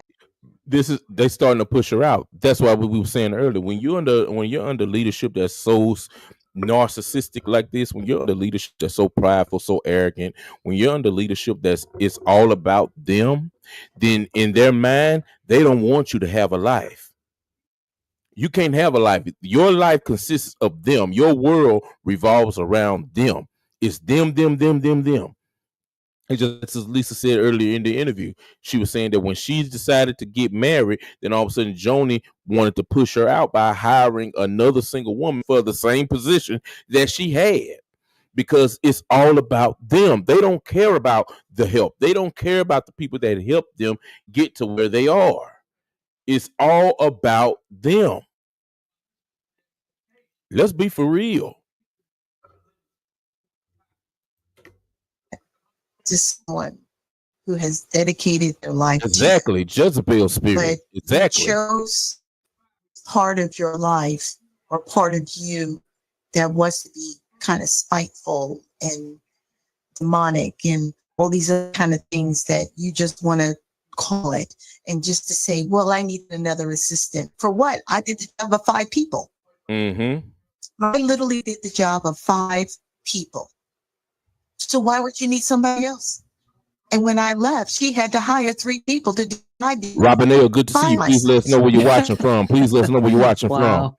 You came into this Daystar working there because you wanted to work for a ministry. You had been part of the secular world. You wanted to come work for a ministry. When you left, how did you feel about this being a professing Christian ministry? Well, to be honest with you, the first thing I felt was relief. That's the first thing I felt. Because I didn't have to put on a facade. I didn't have to save face.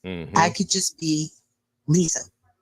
And that's all I ever wanted, even when I walked in the door. That's how they sucker you in. They sucker you in and get you to bring your arms down. They get you to put your walls down. They get you to put your dukes down, and then get you to the point where you're relaxed. And then slowly but surely start to change things on you. Slowly but surely, they start to change things on you. Jeannie Campbell, good to see you. Says, if you read in the book of Leviticus, an employer is literally to set the person up with a retirement plan and fully take care of them. It's like a family. That's how it was in the beginning. That's why she said it was in the beginning. But when the money came in, when the fame came in, then all of a sudden things started changing. Miss Campbell, let me know where you're watching from. Thank you for your comment. Let me know where you are watching from. Miss Tammy said she found out she worked for a corrupt business, not a ministry. That's what I'm saying. In the beginning, it was a ministry. When they were little in their own eyes, when they were meek, when they were lowly, it was all about the work of Christ. It was all about doing God's work, building his kingdom on earth.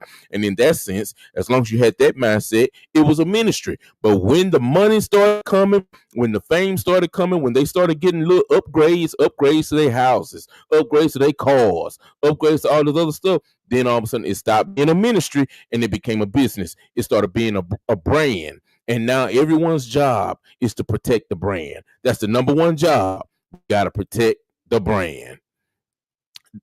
DJ Lawson says it's so sad that when this woman got pushed out of the so-called ministry that she felt peace upon leaving. That lets you know everything that you need to know right there.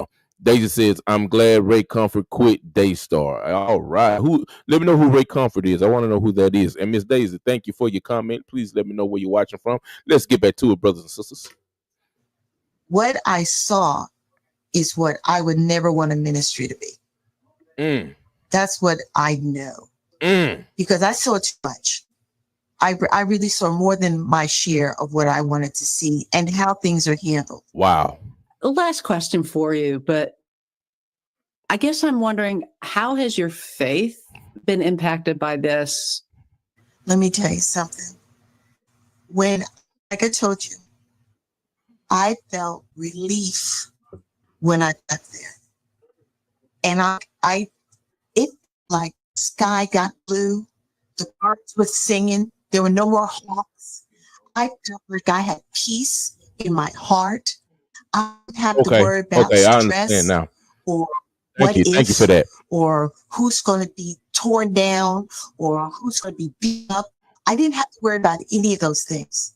All I know is that what's behind those brick walls is not positive.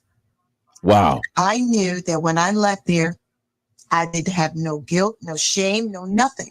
All I felt was relief. And my faith. Man, listen, guys, if this isn't all telling right here on Daystar, my thing about this is now, how is Joni going to put this fire out right here?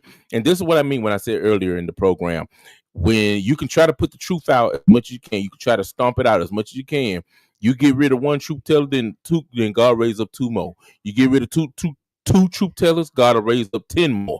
You get rid of 10 truth tellers, God will raise up 100 more. Now Joni been doing all that she can to make John a suicide out of a lie. She's been doing all that she can to silence YouTubers, sending out cease and desist letters, threatening to lawsuit.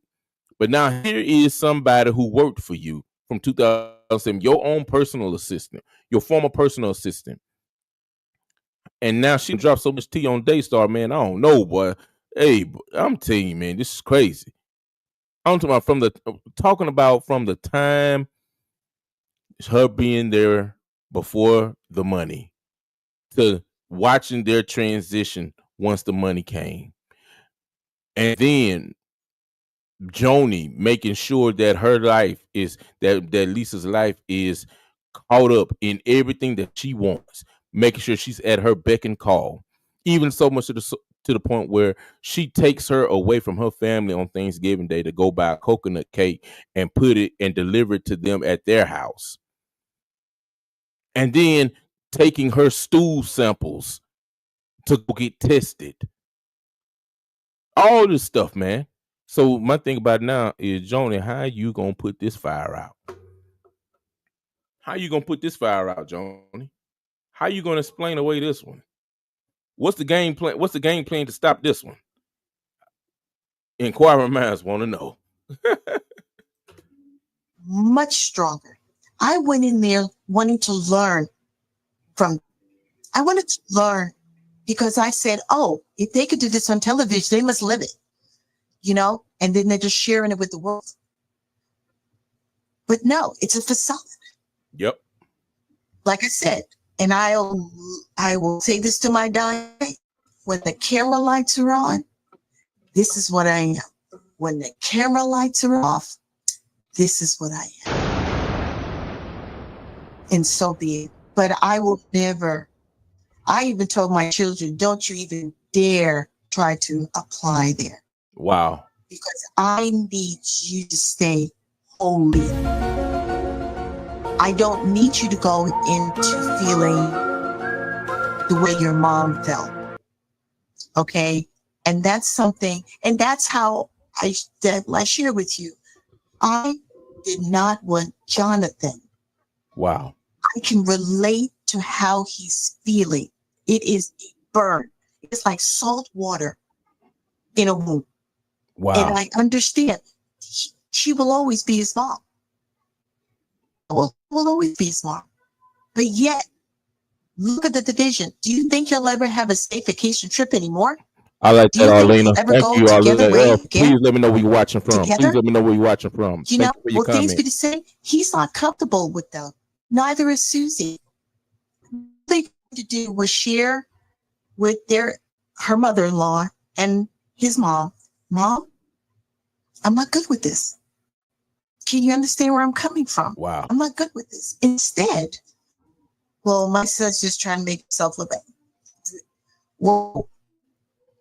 North Kakalaki in the building. That boy. All okay. Right, so everything he has and knows about you came out of you and Marcus. Okay. And for the life of me, I just pray for his forgiveness to his mom. That's what I pray for. I can't say so much for Joni because I believe she puts up brick walls to protect herself. Well, Lisa, thank you for your candor and just your willingness to share honestly and for the way that you come through this. I mean, that's amazing, given what you've been through, that you came through stronger, and the understanding that we need to be holy as Christians. We need to be the same person in front of the camera that we are, or I should say behind the camera when the camera's off that we are. And it's tough being under that pressure, but I tell you, it's sobering what has happened there at Daystar. And I do pray for more truth to come out, more justice. And there's some things that probably should die. Yeah. And they should go. I agree with that. And they have grown into something. You described that toxic. I agree with that. Hey, man, listen, guys, this is and this is what I mean by when Daystar begin to fall, that is just the first of many dominoes. I'm going to read an article right here. This article is dealing with Faith Life Center. For those who don't know what Faith Life Center is, Faith Life Center is a church in New Albany, Ohio. They are under the pastoral leadership of senior pastors Gary and Drenda Cassie. Not only that, but they are close friends with Joni Lamb. Drenda Cassie has a show on Daystar. They also broadcast on Daystar. And for those of you who don't know, they have come under fire as well because victims have come out for sexual assault on their son, Tom Cassie. Turns out that Tom Cassie has been sexually assaulting his sister. Her name is Kirsten. And not only that, but countless others that go to the church. And I'm going to read this article. I'm going to share it on the screen. This is what I mean when I say these people sick, man. These people weird and they are sick. They are sick to the core, guys. They're sick to the core. I'm gonna read this article. Hold on. Let me get it. Let me get it up there all the way. Yeah. Here we go. There we go. Let's read this article. Faith Life Church leaders suggest another side to the story of mid sexual abuse claims against the son. This is Gary on. We're gonna go right to left. This is Gary Cassie, the father, senior pastor. This is Brenda Cassie with her mouth wide open. And this is Tom Cassie. This is the predator right here. This is the one. This is the one that needs to go to jail. All right, all of them really need to go to jail. If you're gonna cover it up, you need to go to jail too. Here it is. Faith Life Church founders Gary and Brenda Cassie suggest there is another side to the story regarding recent allegations of sexual abuse against their son Gary Thomas Tom Cassie, as the Licking County Sheriff's Office in Ohio has taken on the investigation of claims that that have rocked the multi-campus mega church in Ohio.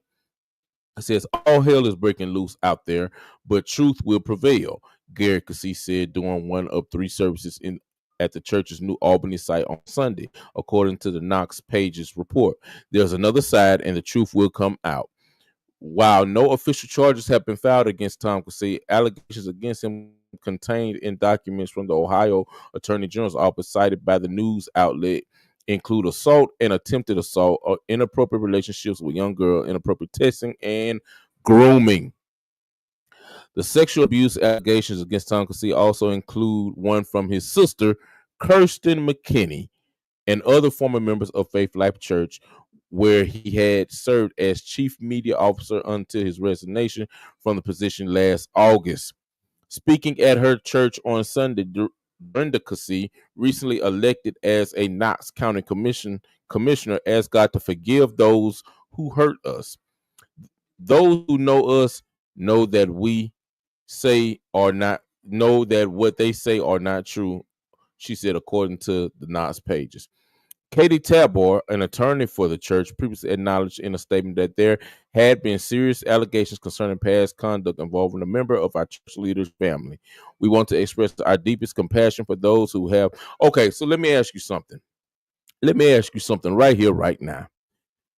If they are saying that the allegations are not true, but the lawyer for the church is saying that we are aware of the serious allegations that are going on against the church leader's family member.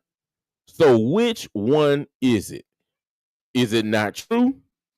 Or are you aware of the allegations? And this is the thing. Brenda Cassie, as it said up here, that she has been elected.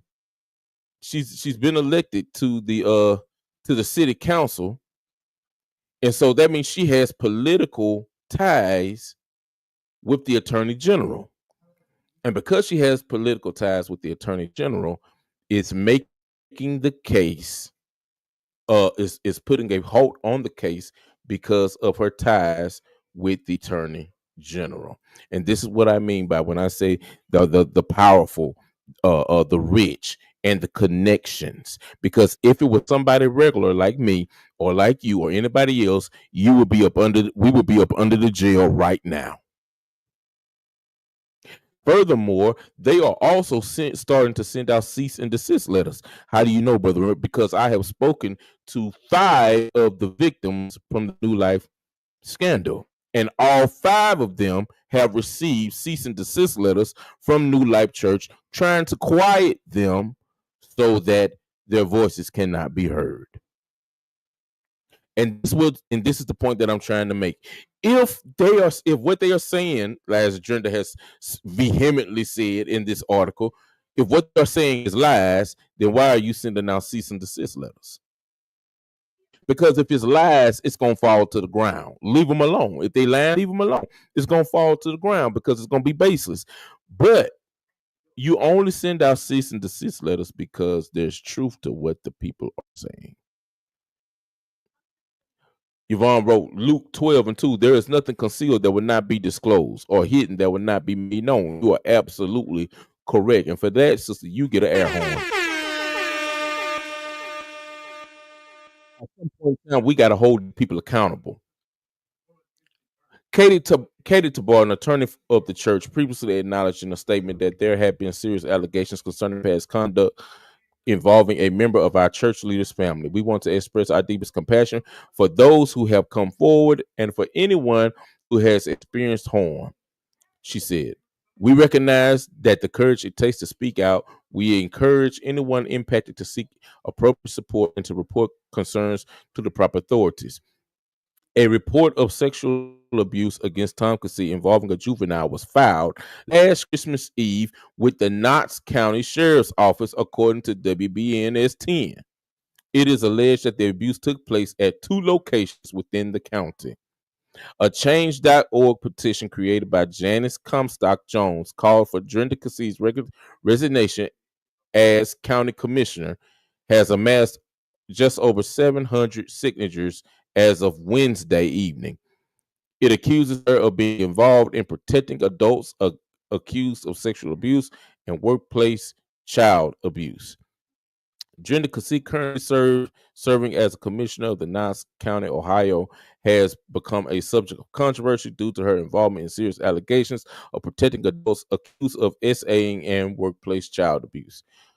One such alleged abuser is said to be a close family member who has targeted not only another family member, but also multiple young female victims, the petition says. Faith Life Church, under Casey's oversight, has also been implicated in the cover-up of these grievous acts, as evidenced by local news coverage and extensive YouTube discussions. The gravity of these accusations suggests that Casey may be unfit for office. As concerned, she needs to get out. She needs to get out of office. She needs to get out of office, and charges need to be filed against her, because if you're gonna cover up what your son is doing, you need to be held accountable. The gravity of these accusations suggests that Casey may be unfit for office. A concerned residents of Knox County, we must strive for a safe, just, and accountable community. We therefore request the immediate resignation of Commissioner Drenda Casey. Despite the controversy surrounding the church, some members, like Marcus Fuller of Grove City, who has been worshiping with the congregation off and on since 2011, say they plan to remain faithful to the church until the allegations are settled. Until I find out some hard facts, I'm just going to keep continuing to come here, he told Knox Pages, calling the claims a family issue. Some stuff we don't need to know, he said. Whoever's involved, let it be between them and let God judge. This is not a family issue. This is a community issue. This is a community issue. I'm sorry. This isn't just a family issue. This is a community issue. Because he didn't just do it to family members. He did it to other people in the church. Other people in the church. I could go a little bit further. I was going to touch on Mike Bickle, but I'm probably going to come back and do another live stream on Mike Bickle, because, guys, we've been here for 2.5 hours, and I'm pretty sure y'all probably want to go on and enjoy the rest of your night or the rest of your afternoon. But I want to thank everybody, man. We got 109 likes on this video, and I want to thank everybody. Continue to like it. If you haven't subscribed to the channel, please subscribe to the channel. And guys, before we get up out of here, I just want to let y'all know that we are still in the midst of our $300 giveaway. Okay, guys, we are giving away $300 to one blessed subscriber, and you can be one of those that win. And this is how you do it. I need you to subscribe to the channel. Then I need you to hit the bell notification and turn it on. And then I need you to take a screenshot of your subscription with the bell notification turned on. And I need you to email it to me at rembertmediagroup@gmail.com along with your name. Once you do that, your name will automatically be added into the drawing. And then once we hit 10,000 subscribers, which we are just about there, we are 2,100 subscribers away from 10,000. Once we hit 10,000, we will do a live stream and pull the name out of the barrel. Let the person know they have won. Thank you, Brother Neo. And we will let you all know via email how you can receive your money. We want to be a blessing to somebody. Amen. So, guys, with that being said, I pray that y'all have continue to have a great afternoon.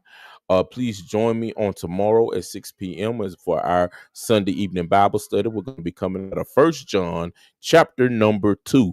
If you have not, please go back on the channel and watch the Bible study from last Sunday. We were talking about 1 John chapter number 1. I think that's going to bless you a whole lot. And if you want, please go back and watch the live stream from this morning. Amen. Thank you, Power Dynamics. Thank you so much. If you go back and watch the live stream from this morning, I think it's going to really bless you. Talking about Jonah Lamb and her witchcraft prayer.